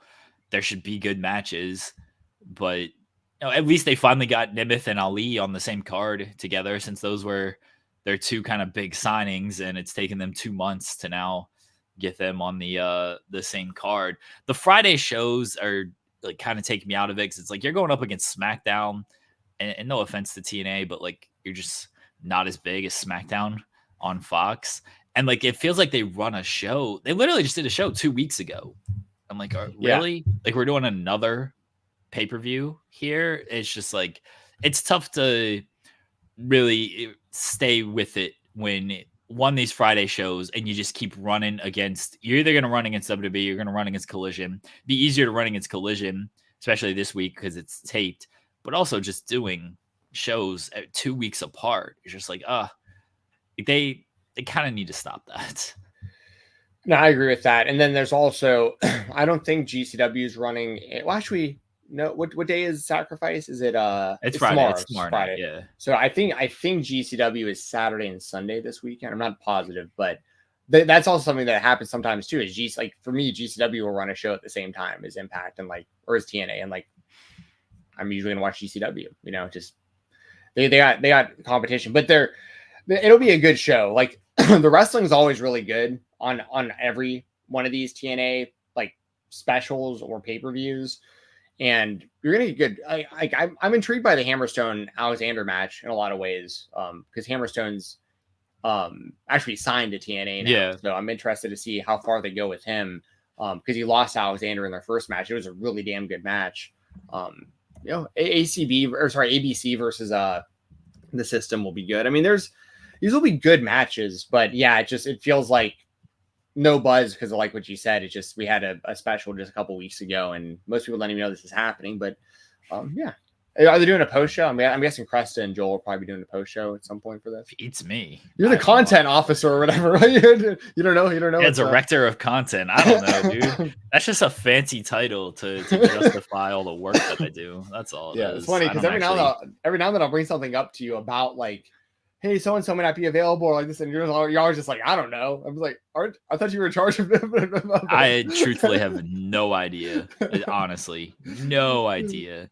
It's mainly like the director of content thing is largely like for the stuff that goes on the website, on the written side, right? Not the YouTube side. Like the YouTube side that's even above my pay grade. So I got no idea what they're doing. All good. We can move on to the next topic. Y'all can check out TNA Sacrifice. It's tomorrow night, Impact Plus or TNA Plus. I'm sure Joel and Cresta will like preview the show on the Impact review tonight as well. So watch that. Jack Perry joined House of Torture in the greatest move of all time. I'm so excited for this. Man, I've determined that I'm going to be a House of Torture stan because nobody seems to like them. And so I'm going to go full bore into loving House of Torture. And so Jack Perry joining them, he's going to get booed in Japan. He's going to get over. All his matches are going to be great. He's going to put people in rest holds. There's going to be a bunch of interference. It's going to be awesome. So yeah, once again, this is Jeremy level trolling right here. It's like, what's everybody hate about something? Okay, I'm gonna love that now. House of Torture. Ace Shock says House of Torture's theme should be Cry Me a River. I've been saying that about Jack Perry since he left since he was suspended or whatever. I think that would be amazing if he used that as his theme music. He cut a promo also about how, like, you know, basically people are afraid to work with them and like they're afraid to bring him back on TV and all this stuff. I'm a big Jack Perry fan. I personally like him a lot for a lot of reasons, but the whole House of Torture thing is a bit scary if you're a fan of his, because nothing that Evil has been involved with has landed. Even with him being the world champion, they was like people started like unsubscribing to New Japan World once he won the title. Like, it's just like a dead end group. Although, I mean, I guess Jack could kind of be the centerpiece of it and maybe they'll do something with it. But honestly, I'm way more interested in him getting back to AEW. So I don't know what the holdup there is. But Jack Perry and Evil should enter the AEW tag team tournament for the vacant titles and win. That's what should happen. Yeah, that's definitely not happening. But I think, I don't know. I'd be really interested to speak to like Tony Khan about Jack Perry. Be like, what exactly? Like, where's your head actually at with this? Like, it's hilarious. It's hilarious that like they don't address this at all. This man went on New Japan Television and just like ripped up his contract, and now he's like, nobody will call me back. You send out all these tweets. You know, you won't bring me back. You're afraid to bring me back. You won't release me, so I got to go over here. It's like they're just not acknowledging this shit at all. It's so funny. It's so strange though too, because like CM Punk's gone, and not only is CM Punk gone, he's in the other company now. So like, part of me has to think that this is like, it's like part of me thinks this has to be like storyline where like Tony and him have worked this out and they'll bring him back as like a bigger star later. But at the same time, it just doesn't make sense that you would kind of waste your time doing this for Jack Perry. Like, he should be on AEW is in a big resurgence right now. Jack Perry's one of the pillars. He's been really well built in AEW throughout his run there. Are stupid. But my point is, like, if he's healthy and he's wrestling, he should be doing it on an AEW television, not on New Japan as a part of the House of Torture. So, like, it leads me to believe there's more going on behind the scenes. But, like, I really like to have been able to hear what happened. I mean, we all want to know what happened for real, like when Punk, got in these altercations and what led to him actually getting fired and all this stuff. But I would love to have been a fly on the wall hearing what Jack Perry must have said to Tony Khan during all of this, because I mean there has to be more to it if he's wrestling in New Japan right now and not in AEW, but he's not released. Chi-Town Spire says Jack Perry wearing a goat mask similar to that to the goat portrayed as Satan in the movie, which the name of that goat, Philip. Oh, I didn't know that. I've seen that like goat head on, like, I don't know a lot about this stuff, but like I know of something called, I think it's called the Satanic Temple or something like that. They're like real life trolls where like they'll find out there'll be like a monument of like a Confederate monument somewhere, and they'll be like, people will be like, you should take this down. You know what I mean? Like, this isn't cool. Oh. So like they'll bring like a statue of their own. Yeah, go ahead.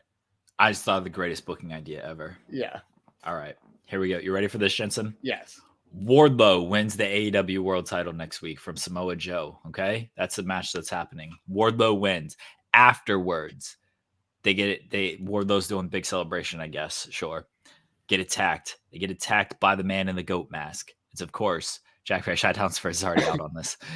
Gets attacked by the man in the goat mask. It's Jack Perry. House of Torture versus Undisputed Kingdom as the big feud through the summer. Jack Perry against Wardlow. Let's go. Right? So, Jack Perry versus Wardlow, I wouldn't hate that idea, honestly. For the AEW World Title. House of Torture versus Undisputed Kingdom. That's like the two. Yeah, and I know you're saying this specifically because I think the Undisputed Kingdom is really lame and House of Torture is really lame. So it'd be the two lamest groups doing a long-term feud with one another. Oh, I'm so these are bad ideas for this. Yeah, this is great. I'm sure you are. Well, let's move on. I think I got time for one indie spotlight before we get out of here. All right. Where's the bumper? I want to give a big motherfucking shout out. Indie spotlight. Which one do you wanna hit on? I'll just give two shout outs real quick. So first of all, shout out to Braden Toon, won the New South Championship this past weekend over Hunter Drake. It had a 2-night show for the New South Hoss tournament. And it was a non-tournament match. Braden Toon won the title on night 1.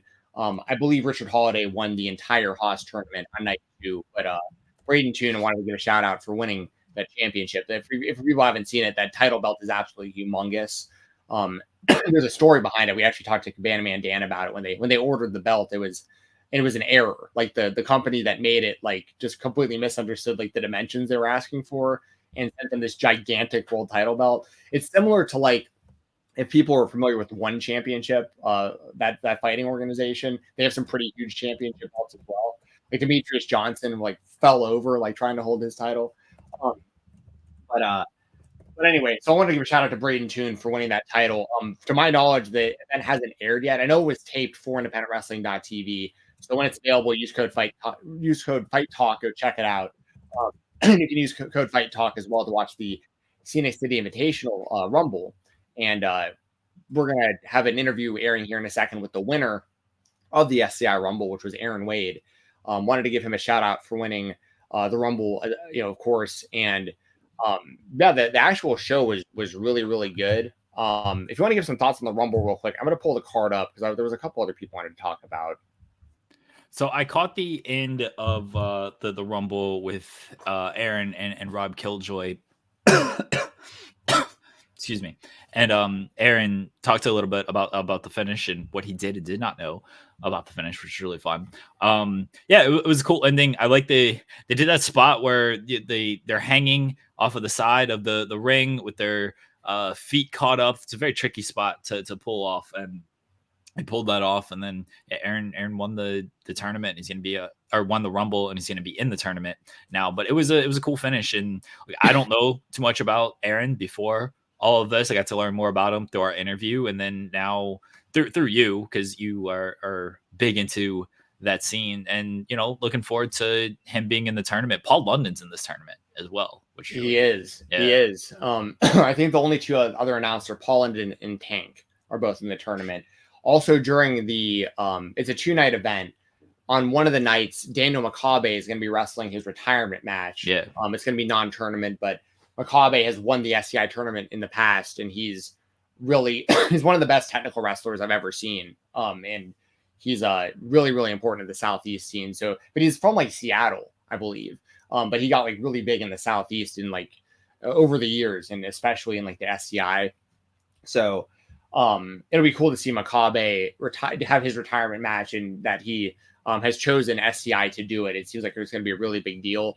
Also from the SCI Rumble show itself, wanted to give some shout outs real quick. There was a really good TWE championship match between champion Darian Bankston and the former New South champion Hunter Drake. Hunter lost the title at New South, and then the next night was in Chattanooga challenging for the TWE championship. Bankston, really talented. He's out of TWE, and he's been their champion for a while now. So really talented guy, up and comer that people I think will know about pretty soon. Bojack versus Tank was a total Haas fight. Tank won with the Saito suplex. Derek Neal versus Adam Priest was really damn good. Every time the two of them wrestled each other, two of the best in-ring wrestlers, in my opinion, in the entire world, Derek Neal and Adam Priest. Those guys, I mean, they'll always be attached in some way, shape, or form as like wrestlers, opponents, and stuff like that.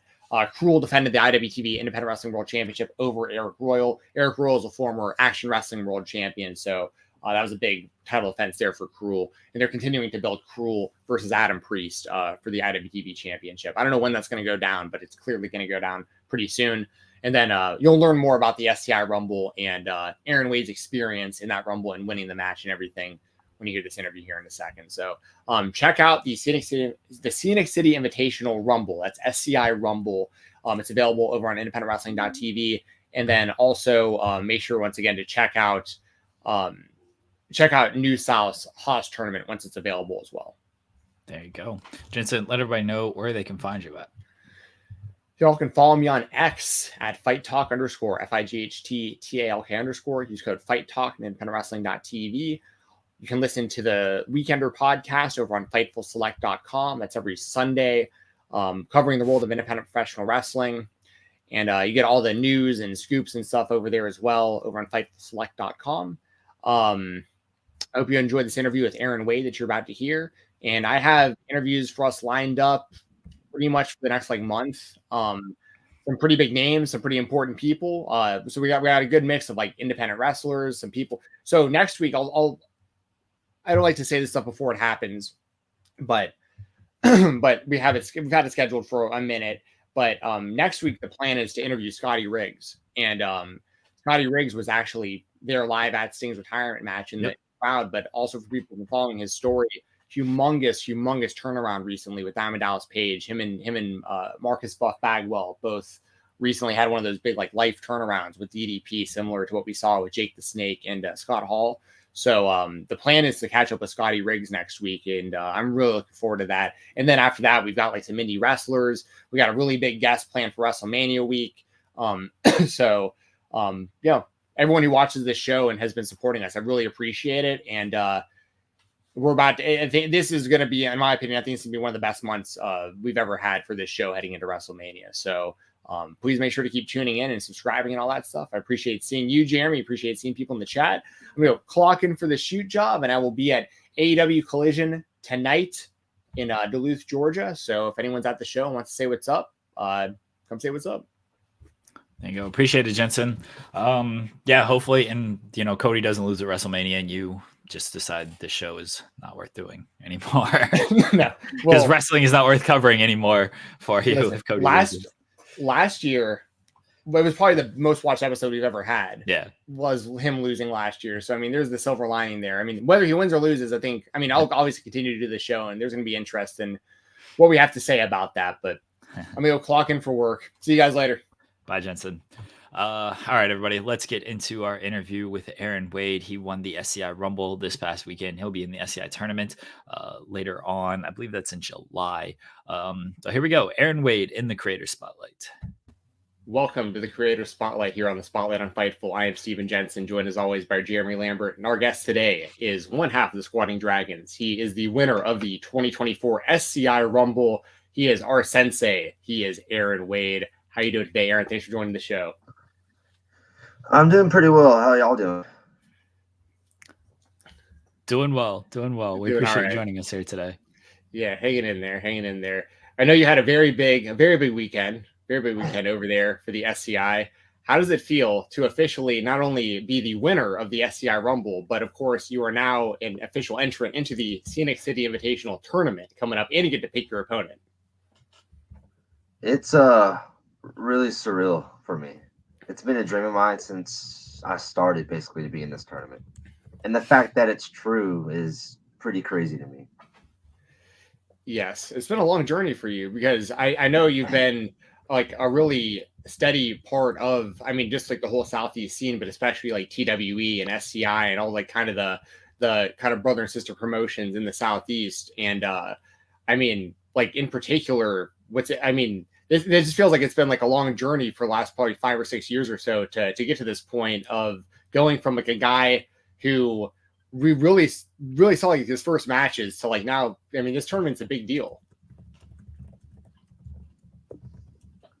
Yeah, I my first SCI was 2019, the first one I ever attended, and I was involved in Nick Iggy's entrance.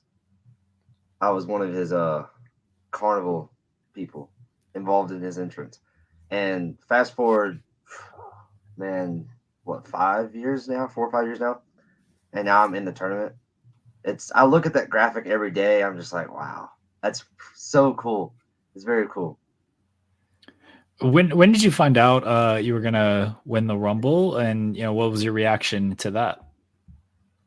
So it's actually kind of funny. So I found out that I was winning the Rumble while I was in the ring, in the Rumble. So basically, nobody told me anything leading up to the Rumble. Nobody told me anything. I found out while I was in the ring. I gave Rob the clothesline over the top. I figured he would land on the apron and we just go to what was next. But he landed on the floor, and I thought I shot the finish, like, if I'm being honest. And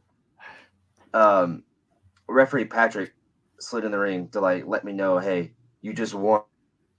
And I was like, is this a rib? Like, did I just like win? And then he goes, yeah, you won. And that's how I felt. So you didn't know you won until you legitimately won. Like, this wasn't even communicated to you. Like, you mentioned you were in the ring. This wasn't even communicated to you like in the middle of the thing or like in the final 4 or the final 2. This was like knocked him over the top rope. He went to the floor. I'm the only person left. I guess I just won. Yeah. I was like, well, hope I don't get heat because I thought I shot the finish. But I didn't, and it was really sick. Yeah, it was amazing because I mean, it came down to you, Rob Killjoy, and Cody Manhorn. Obviously, you and Cody have a long history. So, is that around the time that you kind of realized what was going on? You were like, okay, like these are the 3 left. Like, we got to figure something out between me and Cody here. But like, okay, let's go. Like, I mean, that's pretty wild. It came down. Like, is that around the time you realized like you actually had a chance at this thing?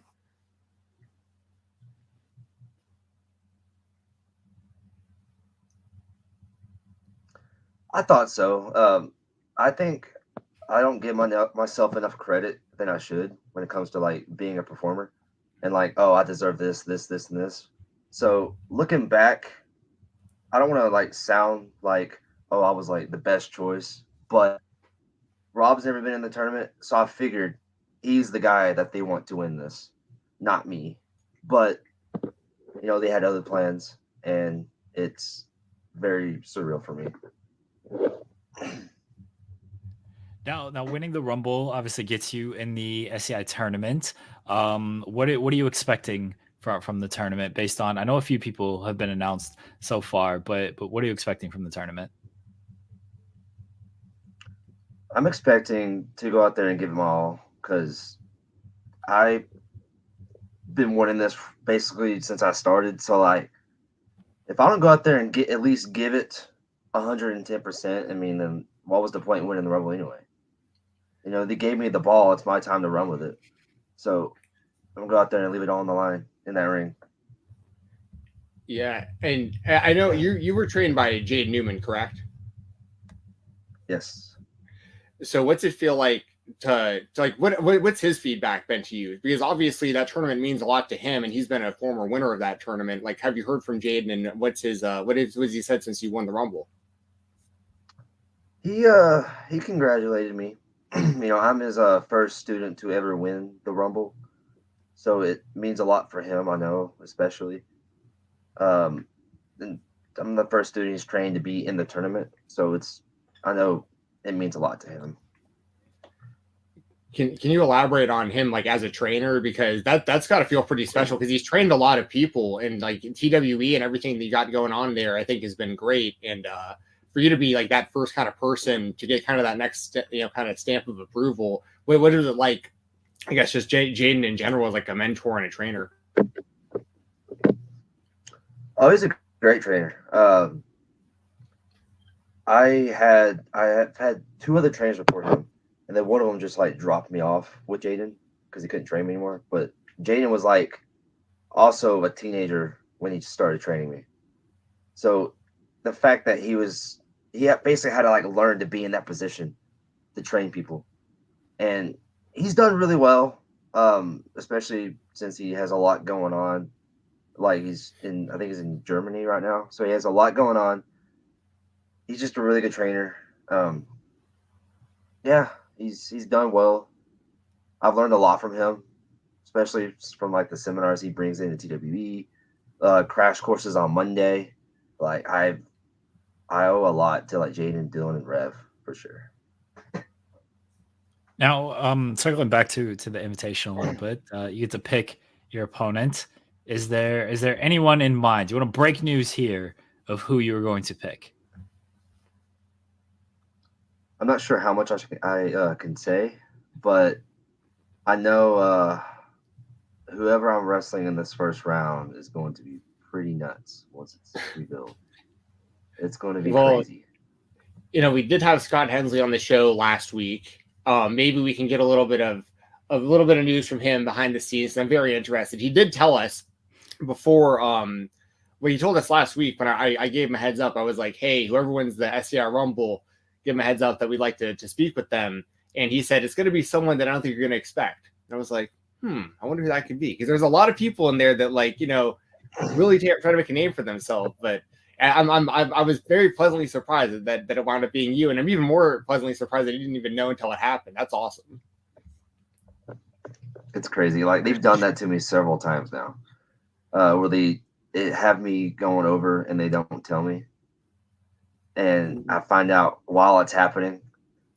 And like, I don't see the signs to like tell me, hey, they're having me go over in this. I don't see any sign. I just kind of just go with them. Oh, I won. That's sick. What other times that happen? Can you talk about that? That's hilarious. So a few years ago when I was in the Future Showcase, I didn't know I was going to be in the tournament. I was in a feud with Adam Priest at TWE, and I think we had our big blow off at 7 Years Strong, and I went up in that match. I won that match, but little did I know, Scott Hensley, Matt Griffin, and Jaden all went to the ring, and they handed me a Future Showcase poster with my likeness on it, and that's how I found out I was in the tournament. Nobody told me anything. So it's pretty sick. That's amazing. Yeah, that's crazy that they wouldn't tell you beforehand. Like, how do you that seems pretty rare in wrestling, but like, how do you like work a match, go through that? Like, what's going through your mind as you're doing the match? You're like, I'm not sure if I'm winning here, or if I'm gonna have to lose here. Like, what's your mindset when you don't really know how it's gonna go when you're already in the ring? So on the Rumble, we had like the tail end once I clotheslined him out of the ring called, but obviously they said that because they wanted me to think Rob was going to win, and when cause I was expecting Rob to jump like springboard back into the ring, but he didn't do it, and he went straight to the floor. So I was just like, oh, okay, I won this Rumble. This is wild. Yeah, the referee Patrick O'Malley, he's been on the show before actually recently as well, and he mentioned that he was the one who kind of relayed to you like this actually just happened. What's it been like seeing kind of his kind of progress as a referee and seeing him around TWE so often? It's pretty cool. I've grown pretty close with Patrick over the last few years that he's been with us. He's a pretty good ref. I'm actually happy he was there because he was the first referee like on site to get in the ring to like let me know, hey, you're good. But yeah, he's a really cool guy. I really like Patrick a lot. Working with Adam Priest, just talk to us about that experience of working alongside him for a few years now. I mean, you wrestled him this past year at Action, but you started wrestling him about 4 years ago in 2020. But like his overall growth and just being in the ring with him and what you've seen from him. Adam Priest is really, really good. Like I learned a lot from Adam Priest. I think he was my second or third feud at TW. He has probably one of the heaviest chops that I've ever been given. He's really good. Surprisingly really good. I think he was self-trained. What I think I heard. And if that's true, it's like he's incredibly good. But I learned a lot from Adam Priest. I really did. What about obviously I wanted to ask you about it, Cody Manhorn, somebody who some people might know as referee Shiny Shoes, some people might remember as Coach Manhorn, and then obviously as Cody Manhorn, part of the Squatting Dragons, your relationship with him and seeing his progress. I mean, as a referee, and then also as he's gotten great in the ring as well, in my opinion. He's gotten really good. I'm happy for Cody.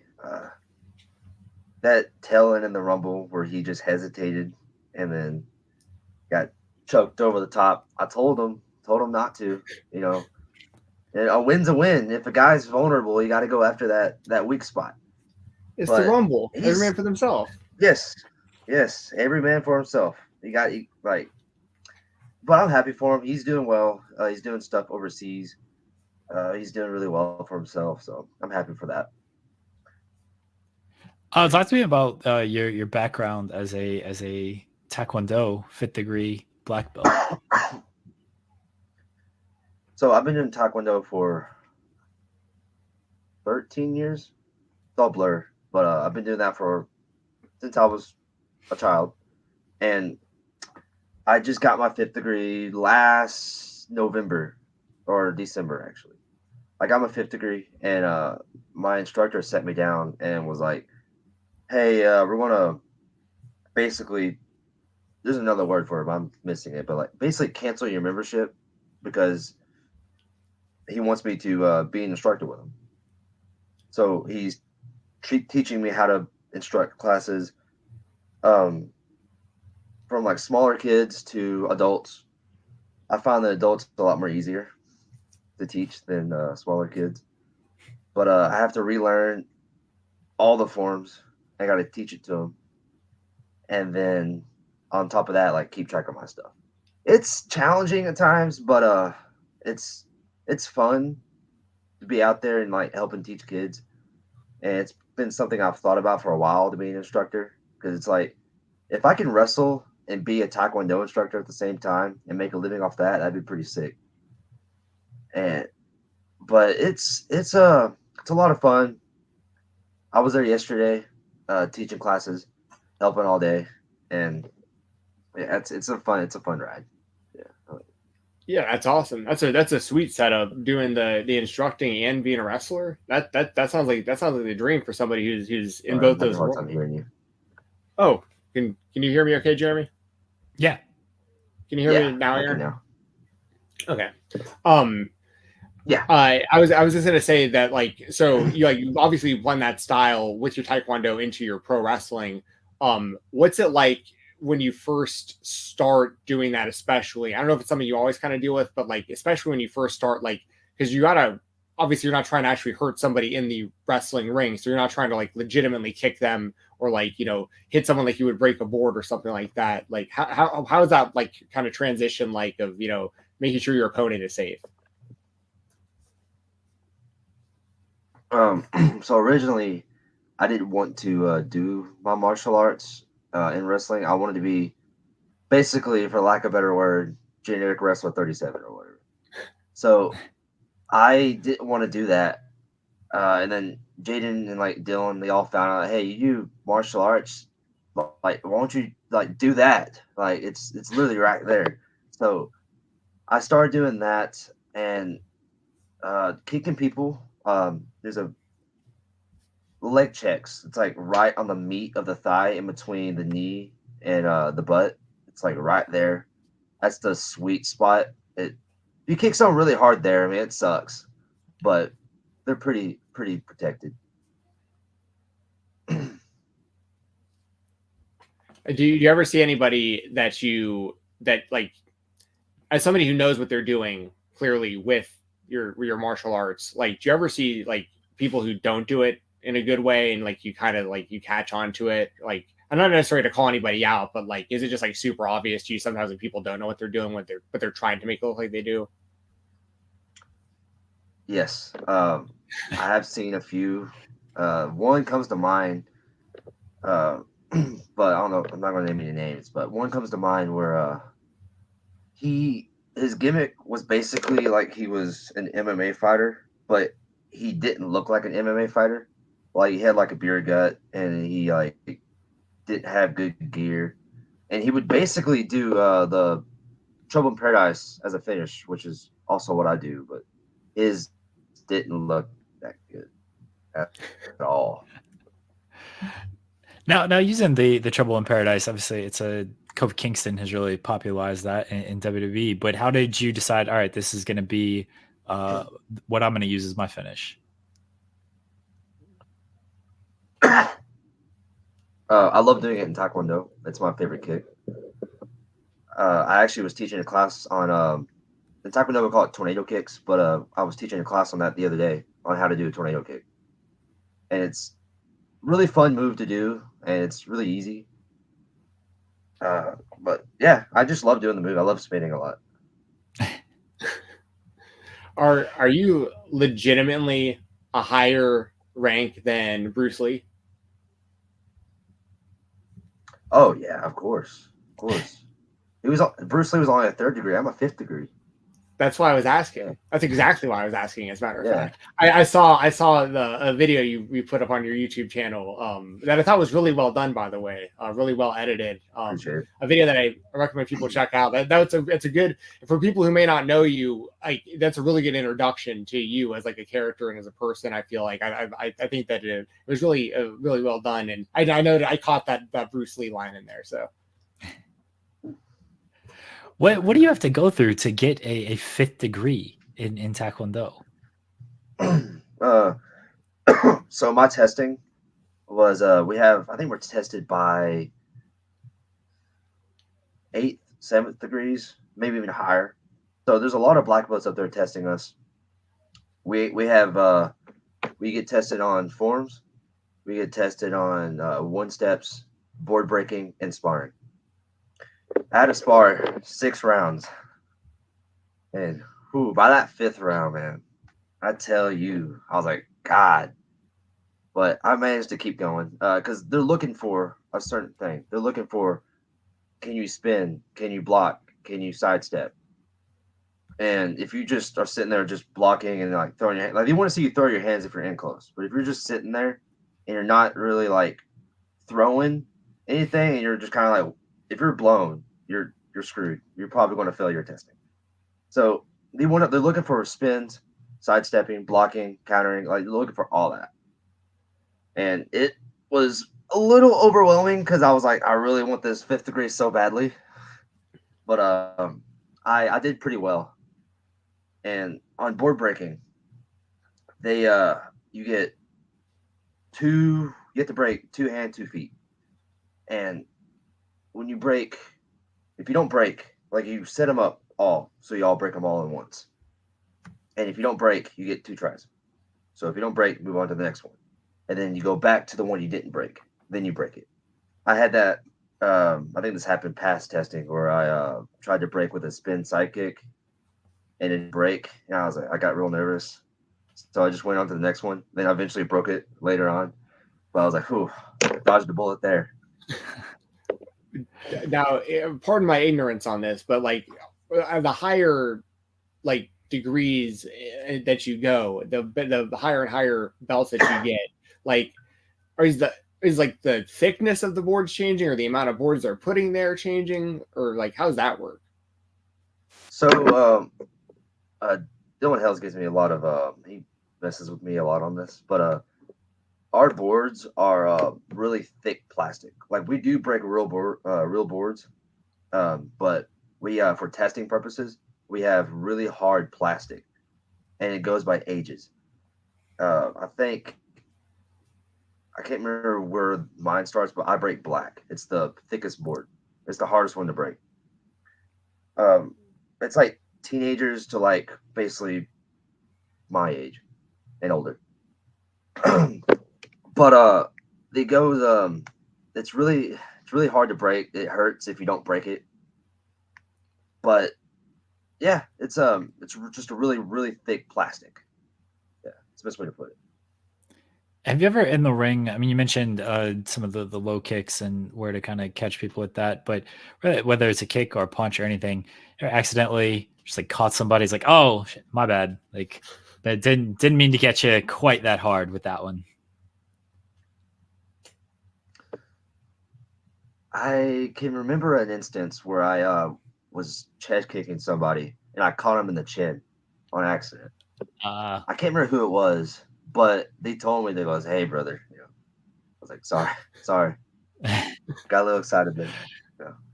That's always a big one. You open the chest out, so you kick them flush across the chest, and sometimes it's a little errant up high, catch them on the chin. We've had a few stories where it's like, I was giving them my chest, and they just went a little high on me. It happens. Janela and Kat were talking to us about that, where Joey Janela and the Cat. Joey Janela caught him too high with a kick, caught him right in the chin, and Cat fired back at him. Cat's a black belt as well, so he wasn't afraid to open up on Janela a little bit. Yeah, do you have any thoughts on Ernest the Cat Miller? We've had him on the show as well. He's the man. He's pretty sick. I like Ernest. You should train with him. He does classes all around Atlanta still. He's like super active in my area. My brother is a boxing trainer. He sees him almost every day. I think he's currently in Australia doing like pro wrestling and like maybe some sort of movie or something. So like he's still active. It's pretty wild. But if you're ever in the Atlanta area and you need somewhere to train, you could legitimately train with the Cat if you wanted to. Do you know what style he trains? I don't. I don't know enough about it, but like I know he trains along with there's like an American Top Team like MMA gym close by, and he's in there fairly often. And he like wiped the mat of like an entire squad that I heard about like fairly recently. Like there was like apparently like 10 guys who like he did like one after another, like at his age, all younger dudes, and he says he has some 12-year-olds that could beat up some like legitimate, I don't want to name names here, but there's it's pretty impressive what he's still doing. But I also wanted to ask you, because you mentioned Dylan Hales a few times. He always makes sure to bring up that you're a legitimate black belt when you're in the ring, when he's on commentary. He always brings it up. And I wanted to know more about your relationship with Dylan, because he's a guy who's very important in my opinion for the whole independent wrestling scene, but especially in the Southeast. I love Dylan Hills a lot. He when I first met him, I was 18. I was just starting out, and I'll never forget this story. He I was in a ring with this guy named Slade Porter at TWE. And this was probably my third match ever. And I had Slade in the corner and I was giving him chops, but I was smacking my leg while I was doing it. And I was really out of sync. Like I would do this and I would smack my leg. And then Dylan leaves. This is before he was like working at TWE. He leaves, goes to the back, finds me. I've never met him before up to this point. And he goes, "Hey Wade, I'm Dylan Hales, chop me." And then I'm just like, "What? Like, who is this guy?" And he's like, "Chop me right now, I want to punch you in the face." And I'm just like, "All right." So I gave him a chop. And then he goes, "All right, if you can chop like that, you can't be doing it out there." I was like, "Oh, okay. Thank you for that." That's too funny. Oh my gosh. I gotta clip that and send that to Dylan. He's gonna get a kick out of that. I've seen Dylan get chopped by a few people before, just backstage. Like he'll get riled up and someone was giving him a chop in the chest. Oh, it's awesome. He was ready to throw too. He said he was gonna punch you if you didn't chop him. So you had to do something there. I had to. I've never met him before. I was like, "Oh God, this guy's about to punch me in the face." Oh man, another guy. If I'm going to bring up Dylan Hales, I should also bring up a friend of the show who probably the guy we've had on the most of anybody on our program over the last couple of years is John Mosley, Jumpin' Johnny Mosley, aka Mose, who's always there on commentary. He's another guy I got to see. We were both like just fans going to sup shows in Nashville at the Basement East, and like he was doing like some writing and working maybe a little bit with Resolute back then as well. And he's really grown a lot as a commentator and like booking these KOBK shows and stuff. Can you give us some thoughts on just Mose over the last few years that you've seen? I like Mose a lot too. He definitely has grown a lot on commentary. I can't remember how long he's been doing it, but I remember when I first listened to him, like from then to now, it's like a huge difference. He's gotten a lot better at commentary, and I'm happy for him. I really am. And what are some of your overall goals in wrestling and potential dream matches, whether they are feasible or, maybe they're not feasible right now, but one day? So one dream match that comes to mind is Speedball Mike Bailey. That's a guy I've been wanting to wrestle for quite some time now. That one and Janai Kai would be pretty cool too. I've seen some stuff on her. But overall, being in this tournament is probably like one of the biggest goals to mark off the list. And then I'll have to like go back and like get some like get more goals.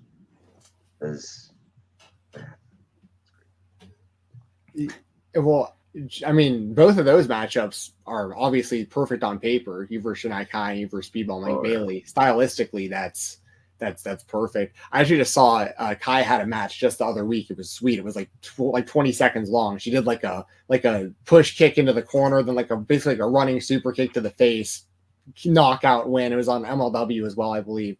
So I would love to see you go at it with any of them. Those are all great matchups. We got to make that happen. People who watch the show, let's make these matchups happen. But I'm also very excited for the SCI tournament. I wish I knew who you were going to wrestle. I know we'll find out soon enough. What's it like knowing that Tank is going to be in this tournament? We do know he will be there. I hope I don't have to be in the same ring as Tank because he's split my head open on several of occasions. And I really don't want to have to go through that again. It sucks. Having your head just pour blood all over you. When did this happen and how did it happen as well? When I was in a feud, I used to be in a group called the Deadwood Boys at TWE, and we were feuding with the Coven of the Goat. And I was a special referee for one of Jaden's matches. And Tank didn't like my officiating, so he came to the ring, beat me up, and then put a gusset in my head.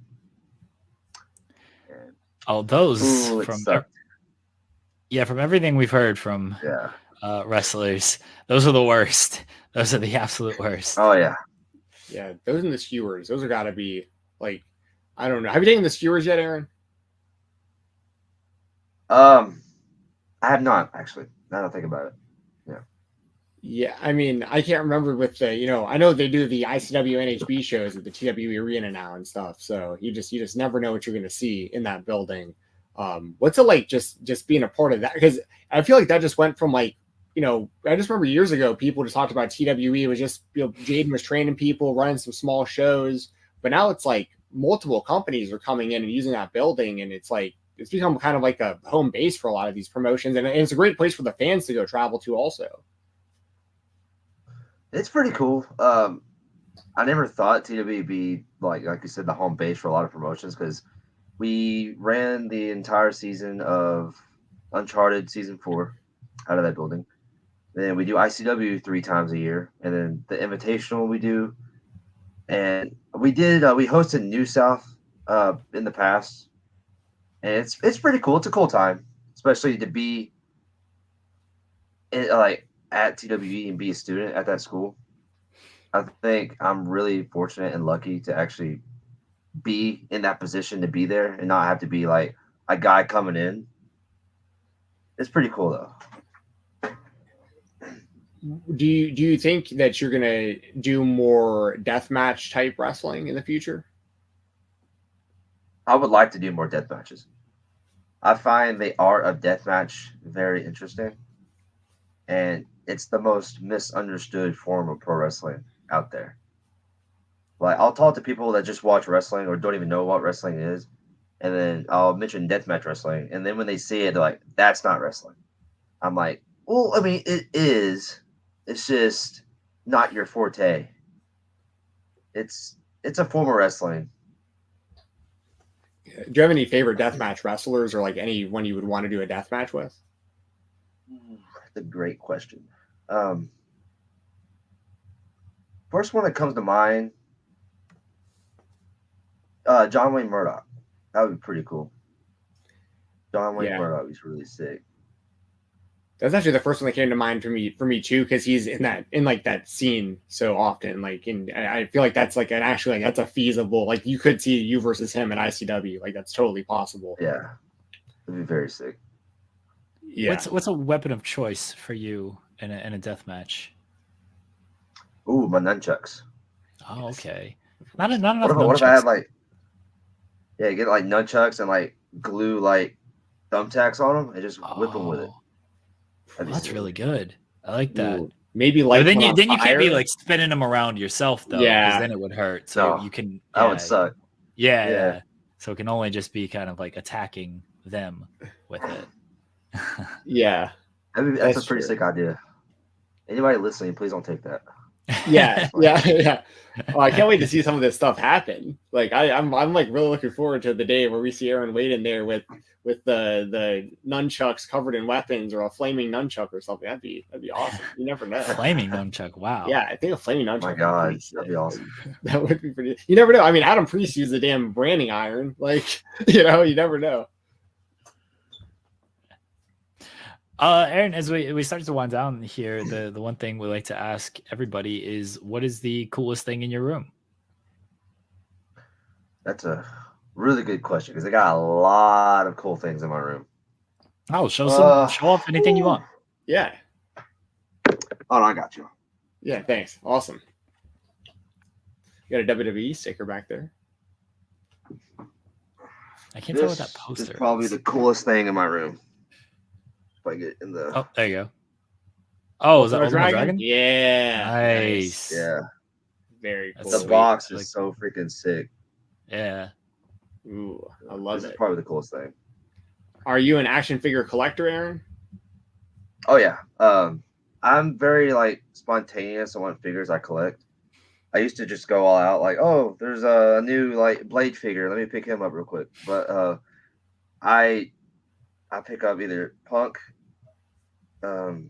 Steamboat, Dragon, and Bryan Danielson. I got my favorites. Nice. Do you frequent McKay's out there at all in Chattanooga? Oh yeah. Me and my girlfriend love going to McKay's. We go there quite often. It's pretty sick. That's a great spot. I lived in Nashville before I moved back here to Atlanta, and I used to go to McKay's in Nashville all the time. I knew there was one in Chattanooga as well. That was a big thing that got me. I've become I've gone way off the rails with my collecting. It's gotten really bad. But what really started a lot of that was having a McKay's nearby, because I'd get bored and I'd just start looking around, and the next thing you know, you're buying loose action figures, and then the next thing you know, it's just becoming a problem. But that's cool that you have McKay's. Yeah, I collect figures and I collect wrestling DVDs. Ooh, okay. That's actually collection of wrestling DVDs. That actually is probably a good move for the future too, because you never know like what will and won't be like available to watch on these streaming platforms and stuff, or how easy it'll even be to find some of this stuff. So it's good to have a lot of this physical media now. Do you have a favorite? I know I noticed the WWE logo behind you, and you collect the DVDs. Do you have like a favorite like pay-per-view or DVD that you own? Let me see.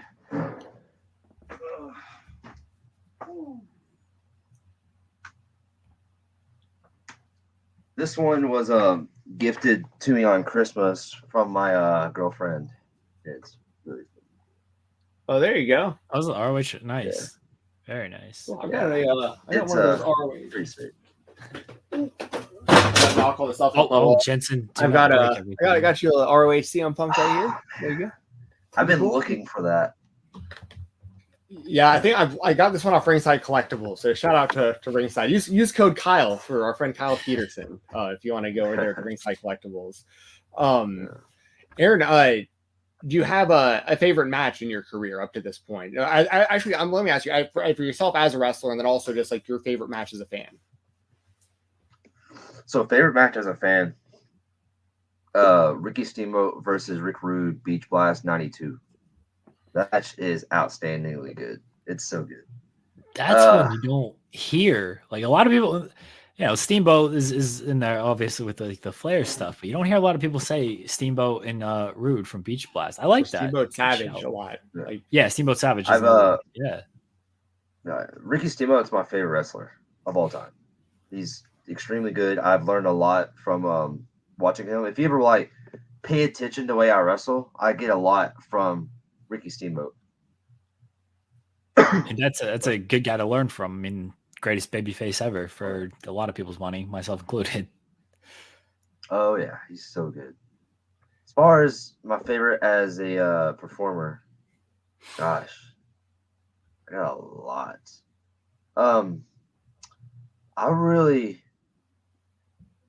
Okay, this one's kind of a multi-man.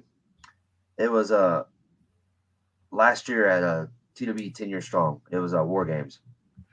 War Games at TW. That one's up there. Probably was one of my favorite matches. Yeah, very cool. There was another. There was one more follow-up I had, and I totally forgot it. Well, I'm gonna remember it the second that we hang up. Oh no. Darn it. Jerry, got any follow-ups? Oh, off of that. I mean, you. Oh no, I'm sorry, Ricky Steamboat. Okay. That's where I was going with that. You mentioned Ricky Steamboat. We talked about his favorite match. Did you see Ricky Steamboat's involvement at AEW for Sting's most recent match? And what did you think about Sting's retirement? It's really. I'm actually happy he went out this way and not the way he did in WWE when he retired the first time. So this one is kind of more on his choice.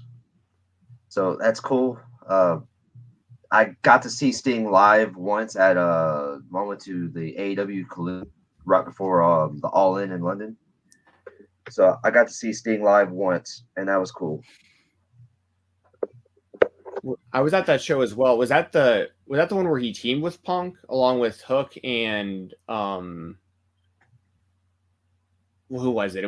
Was that the match? Was that you're talking about? It was a multi-man. I think FTR was in that match too, I believe. I can't remember. I know.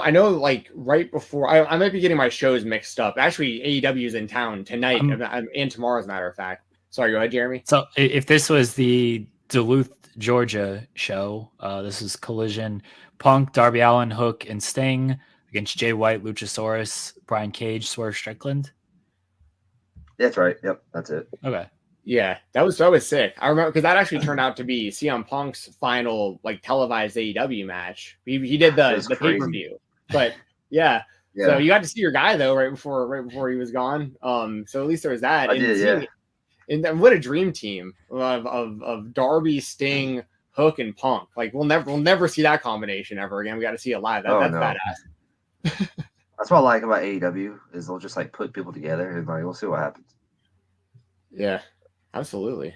Good deal, Aaron. Well, congratulations again on winning the SCI Rumble. I'm very, very looking forward to you in the tournament. I know it's well deserved and it's been a long time coming. And I know there's not a whole lot of easy ways, or not a whole lot of ways in general, to get into that tournament. You've been a part of Futures. The caveat of that is you can't be in Futures again. So like you got to get in somehow, and you got in pretty much the best possible way by winning the Rumble. So congratulations once again, man. I think your hard work is paying off.